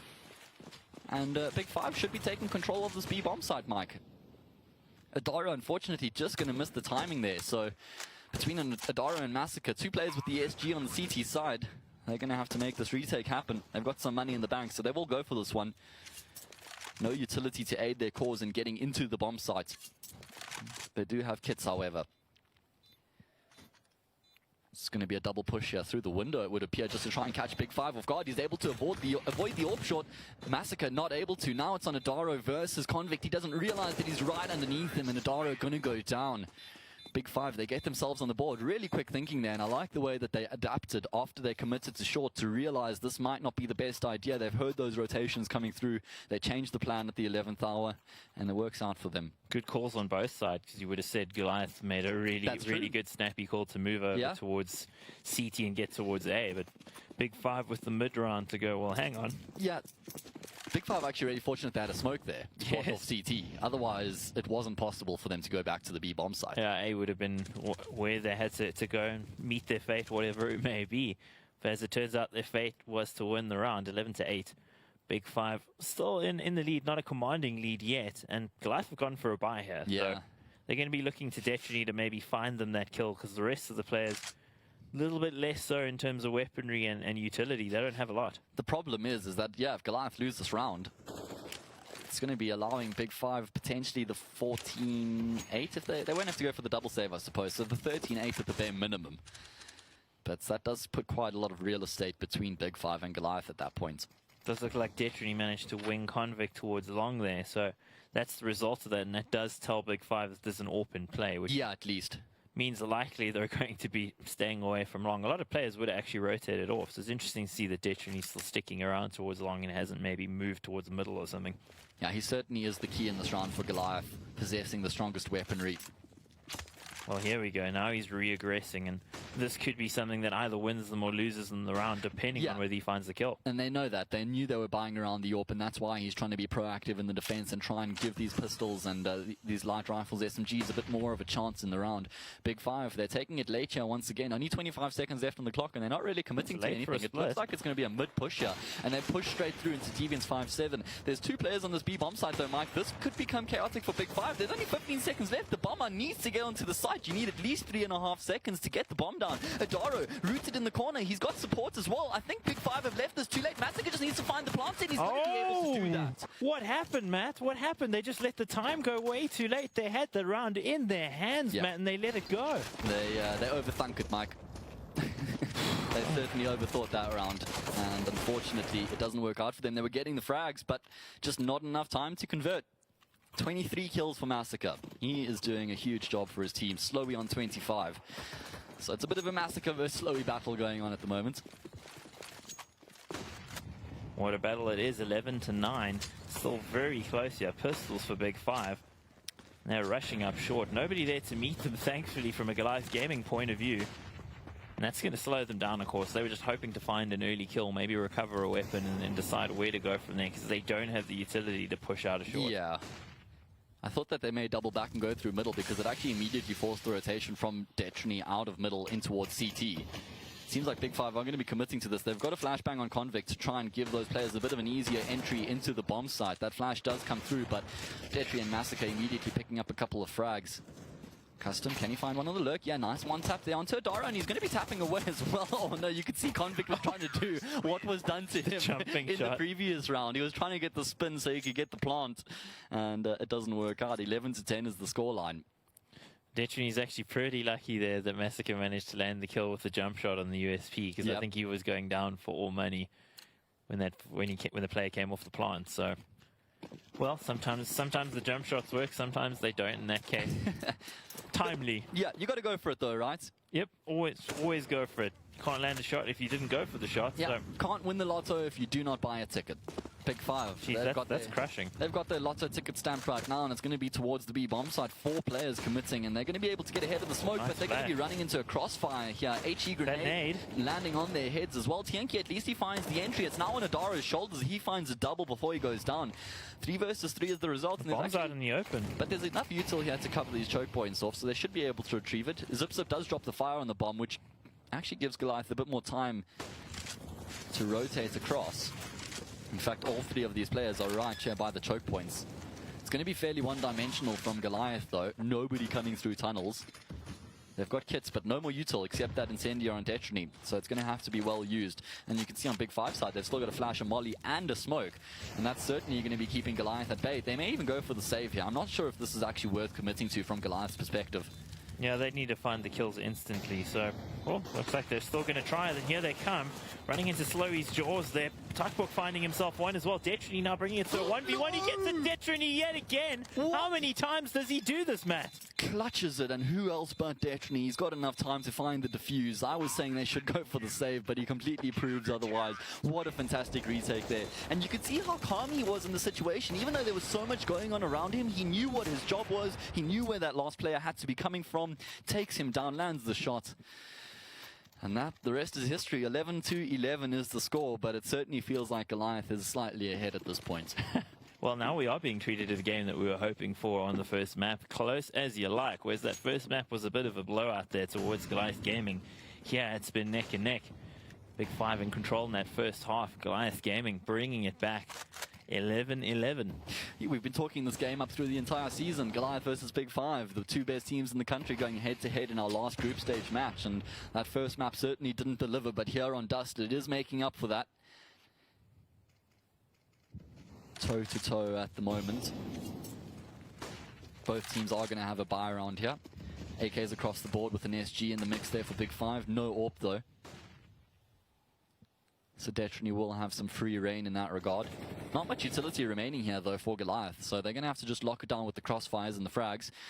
May reaggress here towards short. They've got a couple players in the area. They're chopping and changing positions. They're eventually going to commit to something. Massacre overextending slightly. Deviant, though, able to trade it out. Great reply. Yeah, very good reply. They need to make sure that they keep control of short. It's really important if you're going to be leaving long, where all 4 of these Big 5 players are coming from, and they're going to be surging onto this A bomb site. Detrony with the AWP up close has got a job to do, and he's able to connect on the first, and he connects on the second. Absolutely. Could he get another? He does. Flicks up from hell as he takes down Tuckbook as well. Convict eventually trades it out, but the damage is done. Only player remaining now on Big 5 side, but he's still alive and kicking as he takes down Zip. Down to the 1 versus 1 we go. Convict versus Adaro, but he only has 2 points of health. Does Convict, so Adaro just needs to land 1 bullet. He just needs to sneeze on him, and Convict will go down. Adaro doesn't have a kit though. He doesn't have util, and he doesn't know where Convict's gone. He's convinced that he's on the bomb side, and he would absolutely be correct. Takes down Convict, wins the clutch for his team, all because of that great round there from Detrony. Very impressive stuff from them. Stop pushing shift there, man. Stop pushing shift. Look at that. We got the sticky there, the sticky key thing that pops up. Anyway, 12-11. And that is where we're at. Detrony here with the triple kill. This was beautiful, man. Yeah, this was really good work with the AWP. Up close and personal, completely robbing the hopes and dreams that Big 5 possess. Still alive in this one, though. That round loss bonus coupled with the plant does give their team enough money to get the buyout here. Decent utility to work with as well. But Goliath starting to pull ahead here, not only in the score difference, but the mental battle as well. And Big 5, they're going to go for the fast play here through middle. The CT smoke is off, though. There's a slight gap in it. May get caught off by Detrony's AWP.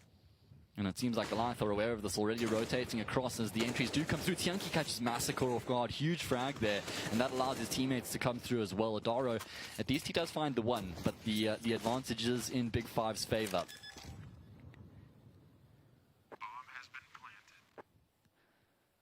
Zip should be able to find something here. Seems like they're going to save. Wow, okay. I thought he was going to hold on the angle there and maybe find the player, but unfortunately, or fortunately for him, depending on how that fight actually would have gone, we won't know. He backs out. So this is a round for Big 5, bringing us back to 12. 12 looks to be where we're heading. And Yeah. also of interest, I've had my phone out for a few rounds now. Renegades actually beat G2 to qualify for the new Legend stage. G2 are gone. Yeah, I was That's falling over my words a little devastating. bit, and then Detrony went and did his thing. So. That is devastating. What an unfortunate turn of events there, because G2 were looking so hot. They were looking really good. And Shox even said, I've come into this event with this prowess that I haven't really had in a long time. And, well, thanks for coming. See you in the minor.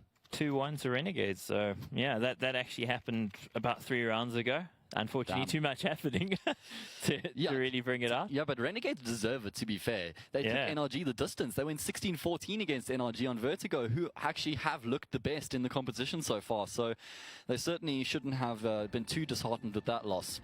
And we have a pause, Mike. Hallelujah, hallelujah, hallelujah. Woo! Doing a dance now, taking a video of it. We have a break just to allow them to reset. It's been so fast-paced. There's been so much going on. They just need a minute. They're humans. Just allow the chemicals to calm down in your body so that you can focus on the game. Please. Getting a quick look at the numbers here. Slowly still edging Massacre 27 frags to Massacre's 26. Can we get a look at the advanced stats there? The more stats. Thank you very much, Nico. Wow. Look at Deviant's flashes. All of the flashes across Goliath. They have been blinding up quite a few players. Slowy and Convict, nearly 50 between the two of them as well. So flashes have been effectively used today, Mike, I think it's safe to say. Yeah, apparently Custom and Adora aren't too big into those, though. But yeah, they're their entries, you know. They've got to shoot things, right? They're just shooting blind players. That's their job. Exactly. So everything working as it should on both sides. Hopefully everything works as it should going into this round. It looks like we're hitting another pause, so it's actually a technical pause. Okay.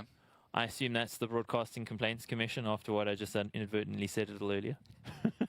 Talking about the major? Nah, bro, you're totally allowed to do that. I'm allowed to do that? Wow, yeah, okay. 100%. Wow. Can't believe that G2 have actually been eliminated. That's so disheartening. I've always been a massive Shox fanboy. So yeah, that's a bit of a tough one. FaZe being eliminated by Renegades as well. So they seem to be the Reapers at the moment, Mike. So we've got Avangar.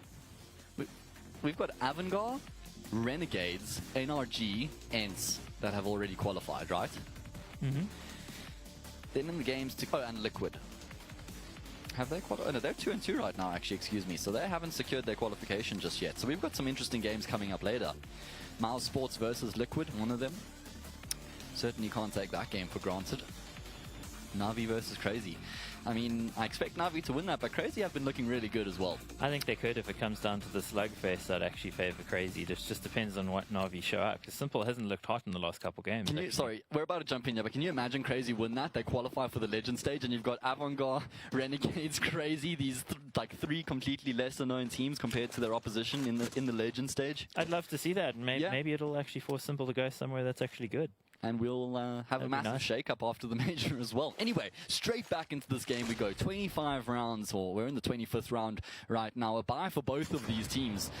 Very evenly poised right now after Big 5 won that previous round. I felt like Goliath was starting to get ahead in the mental battle, but a huge round there from Big 5 gets him straight back into this game. The economy's not looking great here for Goliath, Mike. If they lose this round, that could be tickets. Or certainly does give Big 5 a huge advantage in this game. Most certainly should, and the utility really favouring Big 5 in a big way, so it's going to mean Goliath are going to have to get aggressive somewhere, find a kill, and they're trying off short. They're trying their best to find something, but not spotting anybody at this stage. Big 5 moving the chess pieces across the board. They're actually going to be moving back towards A. Could work out. Yeah. Going to be a splitter eventually, it seems, with majority of their resources coming through long. They've got a lot of util to work with, whereas Goliath only have a couple flashes. Running the clock down low here once again. Hopefully Big 5 do leave themselves a little bit more time to get onto the bomb site. 30 seconds have passed and they're still not committing, Mike. They really are taking this to the 11th hour once again. 23 seconds left. There's so much that can go wrong in these situations, especially when Detrony's got the orb. If he can just get 1 or 2 quick picks, that will make things tough. They need to keep track of that bomb as they make their way forward. Tuckbook immediately this time removes Detrony from the equation. That's going to be allowing them to get onto the safe bomb site and secure the plant. Tuckbook, excuse me, this time Convict takes down Massacre. And with that Big 5, they take control of the A bomb site. I'm not even sure if Goliath should be considering the retake here. I think they have to save. Excuse me. Sometimes it pops out, one of those things, unfortunately, but what is popping out right now is Big 5. Winning the round, keeping 5 players alive. Yeah, that's great work out of them, actually. Not even Convict going down, 12 HP left on him. Goliath Gaming, on the other hand, money completely tapped out. And as you said, losing the round could have big implications for the rest of this match. Obviously, we are on the second map of this matchup, so opportunity here for Big 5 to equalize Goliath in the series. And being a best of 2, that means they would then, as the last game of the season, secure second place on the log as opposed to surrendering it to Sinister 5. So a lot to play for here for Big 5. Actually, now that I think about it, Big 5 and Sinister 5, it's a guaranteed They're going to face each other for sure. So we actually have our semi-final set then. It'll be Goliath versus Energy and Sinister 5 and Big 5. It just really depends whether Sinister 5 will be third or second and vice versa with Big 5. So it doesn't really change the dynamic all that much right now. No, it doesn't, but you do definitely want to have number 2 written rather than number 3 for the group stage. Yes, certainly does give that a little bit of extra confidence. So Goliath, they're going to go for the save here, even though they were able to salvage 2 of their rifles. They're not going to be committing to the buy around them. Smart decision.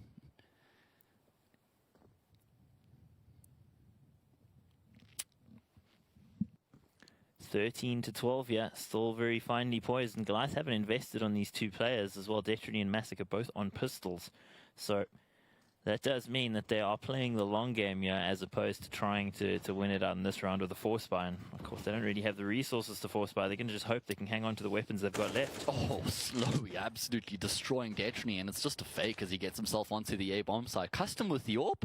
Are we in 2016, Mike? Been a while since I've seen him wielding that weapon when it's the only one on the team. Oh, suddenly rifles around here for Goliath Gaming. Actually, that's true. And also armor on a couple of their players as well. So they're going to commit to this one. They did go for the save, so they'll be buying up in the next round regardless of what happens here. They got kits as well. This is actually doable, but oh, Adara getting ahead of his teammates there a little bit, trying to catch them off. Now walking into the Turk point. Deviant, oh, he needs to find that kill and not able to. Zip now sold down the river. It's a 1v3. It's going to require a miracle, and unfortunately the miracle will not be coming. He was getting converged on from both sides there, so Goliath Gaming maybe not needing to go for it. Of course, as you say, they'll have a buy here anyway. Yeah.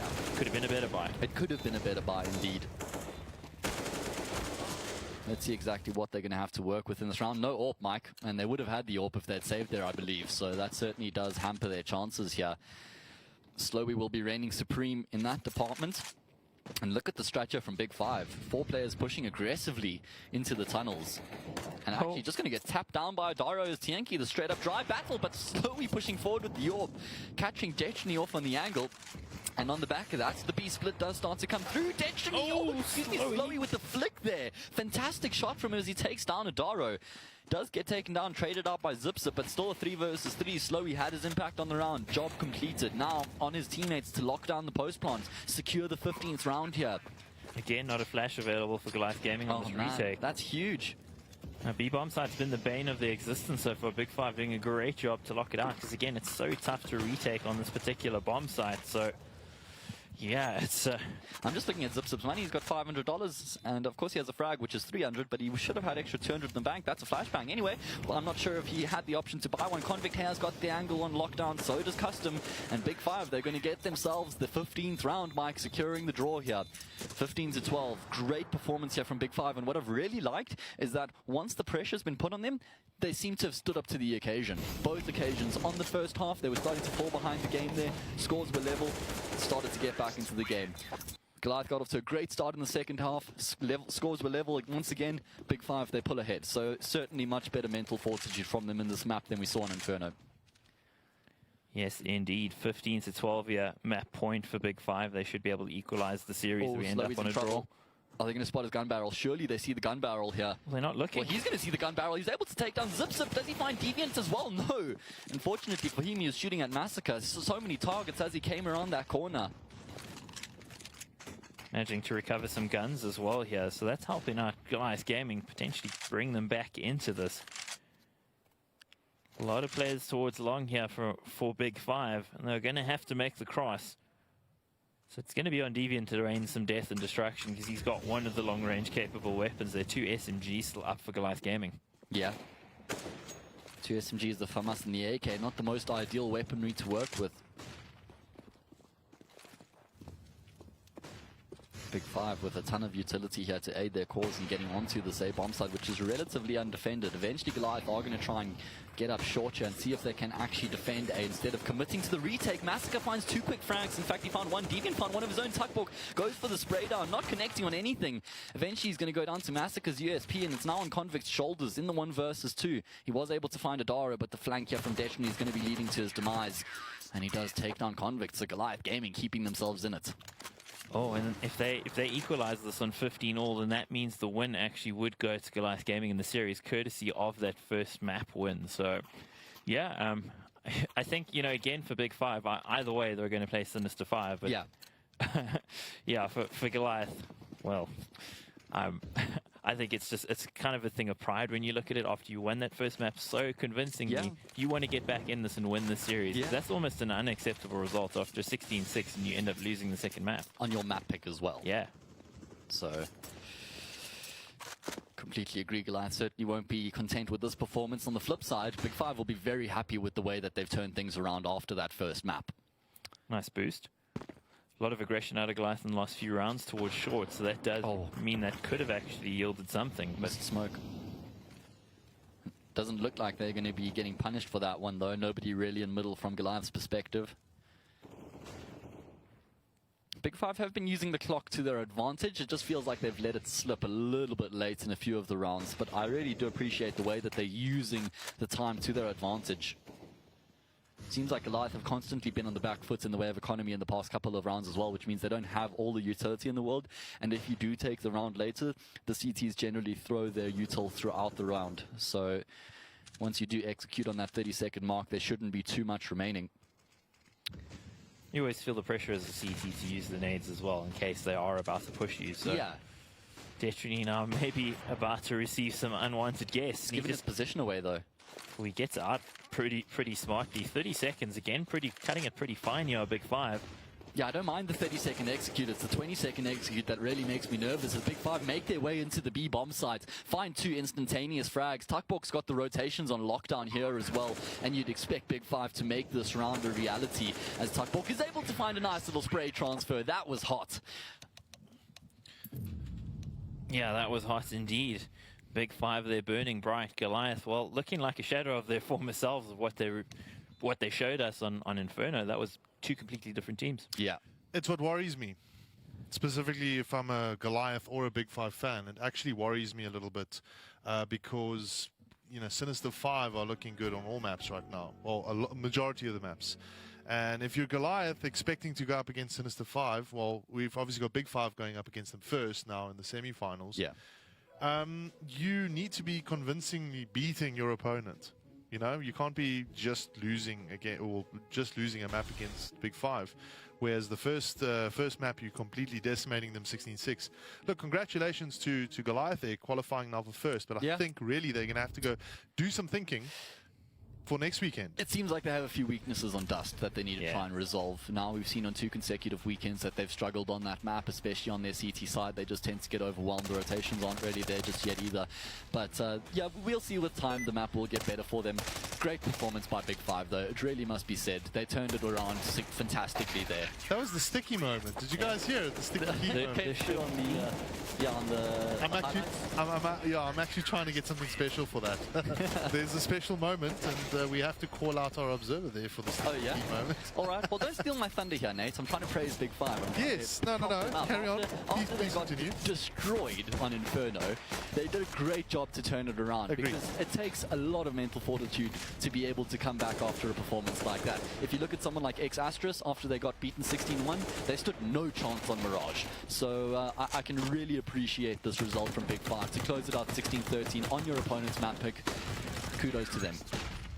Mike, from your side, you feel the same about Big Five right now, or is it more just you feel like Goliath maybe just kind of taking a tad easy in that second map because of that convincing win in the first? I don't know. It didn't look like the same Goliath as we saw on Inferno. Really, it looked a little. It reminded me a little bit of what we saw out of Big Five on Inferno. Just not quite the same level of commitment and going for the fights. It seemed like again some individual plays. Still credit to them. There were times in the game where it looked like they were out of it and they came back, and that's more than you can say for what Big Five did on Inferno. But we're still just, you sometimes talk about a game of two halves. Well, this was almost a game of two maps where, you know, either team had the good map, and it just, between the two of them, I'd still say if you're Goliath, you probably got more out of this game than Big Five, because that slamming on Inferno certainly can't have done your confidence. You don't any good. learn much from losing 16-6. No, and especially if you look at what Big Five are doing with when they've lost maps, they start to ban the maps. It seems to be like a confidence thing. So if you get slammed like that, now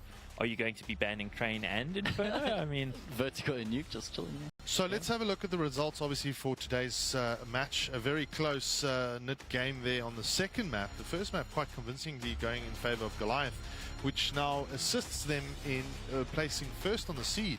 A very good position for them to be in, because they're going to go up against Energy Sports. Yeah. Let's have a look at the leaderboard now, where it stands, because all games are completed. That is, the group stage is done for the Evetech Champions League. We've got Goliath in first with 7 points, and sharing 7 points, of course, with Big Five Sports. But however, Goliath have got the round difference advantage here in that head-to-head. I mean, it was a case where Goliath needed to get 7 rounds on the second map to make sure that they qualify for the first seed.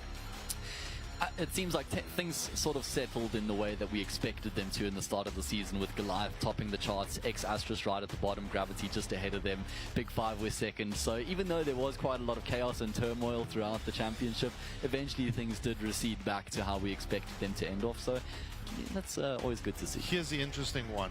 Goliath and Big Five, both the top teams in this leaderboard, both lost to Sinister Five. Yeah, that's an important anecdote heading into the semi-finals. same weekend as well. I said it. It's on the. I said it during the match. I said if I was either Sinister Five, either Big Five or Goliath, I want to avoid Sinister Five at all costs in the semi-final, just because of how good they're looking at the moment. Yeah. So let's have a look now at the graphic now for the semi-finals. The schedule for next weekend. It is going to be jam-packed of action, like full of action. Lots of CS. Best of threes now. Now we're going to go into the BO3 phase now. Also, where you place, it depends on how the BO3s are going to work, if I'm not mistaken. We've got Goliath up against Energy Sports, so that's first versus fourth place. Yes. Then we've got Big Five placed second versus Sinister Five. So the first game will start at 12 o'clock in the afternoon on Saturday, and then at 3 o'clock, give or take, we'll have that second semi-final. Let's talk quickly about the first one now, Matt, from your side. Yeah. You think it's going to be even Stevens going into that BO3? No, I think that Goliath do have their noses in front in that game. We saw Energy really struggled on Inferno yesterday, and they were playing against Team Gravity. Quite a few mistakes coming through from them. So I believe that Goliath, they've got a deeper map pool. They've been together for a much longer period of time. I think Energy are just going to have to head into there with some realistic expectations. They know they're capable of competing on an individual basis, but when it comes to the teamwork, Goliath certainly are ahead. So yeah, I think that Goliath should be favourites for that match. Right, and then semi-final number 2. We'll definitely look forward to that one. Sinister Five versus Big Five. Are we going to see a repeat of the group stage matches again? I think we might just.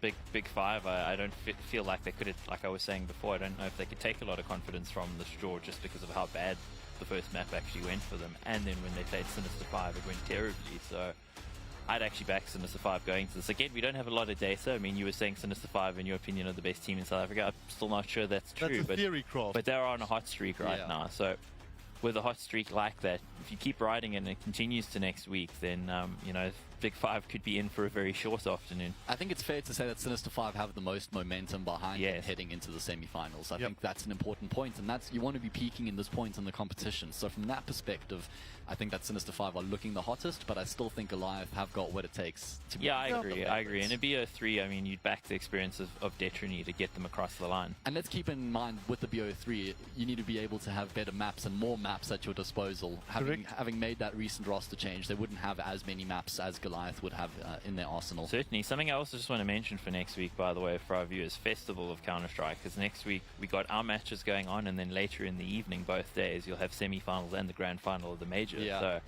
there's a lot of Counter-Strike to watch. Saturday and Sunday open, guys. Stay at home and watch Counter-Strike. Next weekend is worth it, trust me. It's going to be good games. Obviously, I want to try and see if I can get the graphic back up on the schedule now for this weekend coming. We are also playing a third and fourth place game. Obviously for placement there. That will be the first game that will start at 12 o'clock on Sunday, and that is the finals day. And then the grand final at 3 o'clock. Best of 3 there. looking at the table, I mean, sorry, looking at not just the table, but looking at the talk here at the desk, we're almost kind of starting to assume that we might probably see a Goliath Sinister 5 final. And I think Goliath really want that, because you can bet your top dollar that they want redemption after they lost that match during the group stage. Yeah. Okay, right. So now it's time to pay our, well, kind of focus our attention to the viewers out there. We've got a couple of winners, obviously, that we said we would announce at the end of the broadcast. Winners. We're going to start with the meme challenge, right? The challenge was, hopefully we can get the graphic for it, just to pop up to show what the challenge was for the week, and that was the pop socket one with all the panelists here. Obviously creating memes with us. We've got a few memes. I don't know if we're going to play all three of them, or we're going to just play the winner. The winner. Right. This is the winner. So that is the winner. There we go. So it had to do that had to do with pop sockets and the I didn't see panel this members. one. But this one really got it. I know he's thinking about another woman, but it's pop sockets I'll be thinking Yeah. about. So It's always on Nate's mind. at It's Johnny RSA, congratulations for winning this week's meme Great. challenge. Let's have a look at second place. Right, Miss Sunshine ZA. Yeah. Okay. That makes it mine. I feel like this one was stolen. Didn't we have something like this? We did. I mean, this is the iconic red dress meme, you know. Yeah, but like where it really kind of mattered was my face. That Yeah, changed. yeah, that's quite iconic. Let's have a look at the third The hair place really one. suits you, just by the way, Nate. I think you should grow that one. Evetech makes the coolest. Jeez, pop I look sockets. pleased with myself Change there. your mind. I don't think anyone's changing your mind, This bro. is a brilliant No. one. You love your Evetech pop Can we socket. show that one? Dad, why is my sister's name? Yeah, this one. That was my favorite one to be. Yeah, fair. I want to show this one on camera. They can give us a zoom.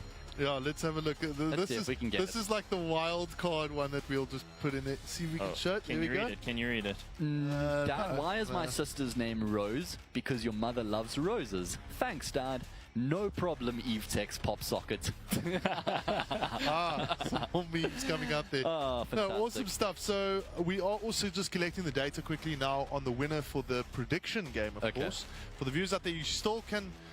You can still actually win one of these awesome hampers. We've got the hamper in front here. That's the bag, the mouse pad, the peripherals from Lenovo, which is an awesome headset and mouse, and of course the pop socket, which we've been memeing this week. Let's have a look at the winner now. We've got the details actually through from the team. There we go. Caleb Petersen, congratulations. You have won this week's ECL Predictor app. He's from Durban, so enjoy your backpack, and the guys will obviously be in contact with you shortly. And getting your package through to you. So, right, Congratulations. Well let's done. move on to the challenge now. Now, you can obviously go to eclpredictor.com. You still have 1 week of actually winning one of these awesome hampers. But let's quickly talk about the challenge, the social challenge now for the week. Oh, we got a new one. Meme now and win. Stand a chance to win a hamper by Evetech and Lenovo. Simply send us the dankest memes on Twitter. Following our weekly thing. Big brain. Big brain. So they can't keep you in that one then. Yeah. Is that is mean? Wow. Wow. Okay. No, jokes aside, that's quite a cool one. I think you could get quite inventive with Big that. Well, yeah, I don't know. I wonder if we've got an example of it. Maybe if we can get an example of this, we can actually hopefully like kind of inspire the viewers out there. But that's the meme challenge now for this week. Big Use brain. that big old brain. Yeah. Yeah, it's the guy that Sort goes of like, leaves it open to interpretation as well. You could Yeah. really, I like that. clearly I Can won't get creative. this one. That was like deep, I still love you, deep Nate. one. I No, still love you, man. I enjoy it. so whilst I've asked the production team up there just to try and see if they can get us an example for you, I'm hoping that they have completed the awesome example of our observer's mistake that he made, the sticky key mistake. Yeah? We'll get confirmation on that one as well. Oof. Because Does he get a strike for that? Surely. of course he does, yeah. Of course he does. Yeah. Our observer has been with us since forever. There we go, Jojo the Panda. Our observer, more shift. Obs. Just push them all, man. Push them all. Regular keystroke. Oh, Just geez. spamming. That's our first obs there, Jojo the Panda. Yep. Congratulations for entering the sticky key contest Jeez. and dropping the sticky keys. It was funny because there was a little bit of comments on Twitter, not on Twitter, but on like Twitch and stuff. Guys were like, please stop spamming the shift keys off Yeah. the over. And then like, well, there we go. We got some Oh, he short-circuited my brain as well. Were you a little bit confused? Oh, very. We won't delve into details. Right, here's the example of the meme challenge. Oh, look at that. Yeah, well, they chose the right Team person. Big brain. There we go. That's Matt. That's not conceited at all, Matt. That is the social challenge for this week, guys. So please Sure. tweet at Eyelashes are on point, eh? at Lenovo Africa, at Evetech, hashtag ECL2019. The theme is Big Brain. You still have got this week to actually win It's a shame I'm not going to be in any of them. the hampers. Well, no. He called it. I was. So he's the only one who's going to be in it. No, Okay. please, guys, please can we just do for I think you guys should just make it a match since he's the no, smartest. no, it's the panel. It is the panel. Okay. Anyway. We're a team, guys. We work together. Look at him reversing. Very hard. Reversing No. dump truck. Look, guys, it's going to be an absolutely fantastic I'm so keen weekend. for next weekend. Next I really weekend. am. Yeah. Thank you very much once again for joining me Of on the course. desk, guys. Only a It has pleasure. been an awesome, actually a very quick broadcast today. Obviously, just the one game. Yeah. For the viewers out there, please catch us on Twitter, Facebook, YouTube, and Twitch. The Facebook, YouTube, and Twitch links are at Evetech Live or at Evetech. You'll catch all the games there. And then the Twitter, go to Game Time Media. We might do Instagram for the finals as well, but keep an eye out on the social media platforms for that. Ooh, so Is there much another now. thing? TV, hey? TV. No, I'm getting to the TV Just part. too many Jinx words. TV. There we go. Channel 127 on DSTV. You guys have a fantastic evening. Please remember the ECL Predictor and the social media challenge. We'll catch you guys next weekend. Have a great afternoon. Cheers, guys.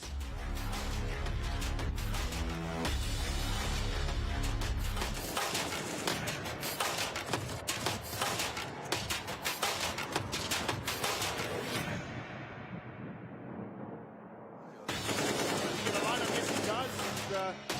Awesome lineup here.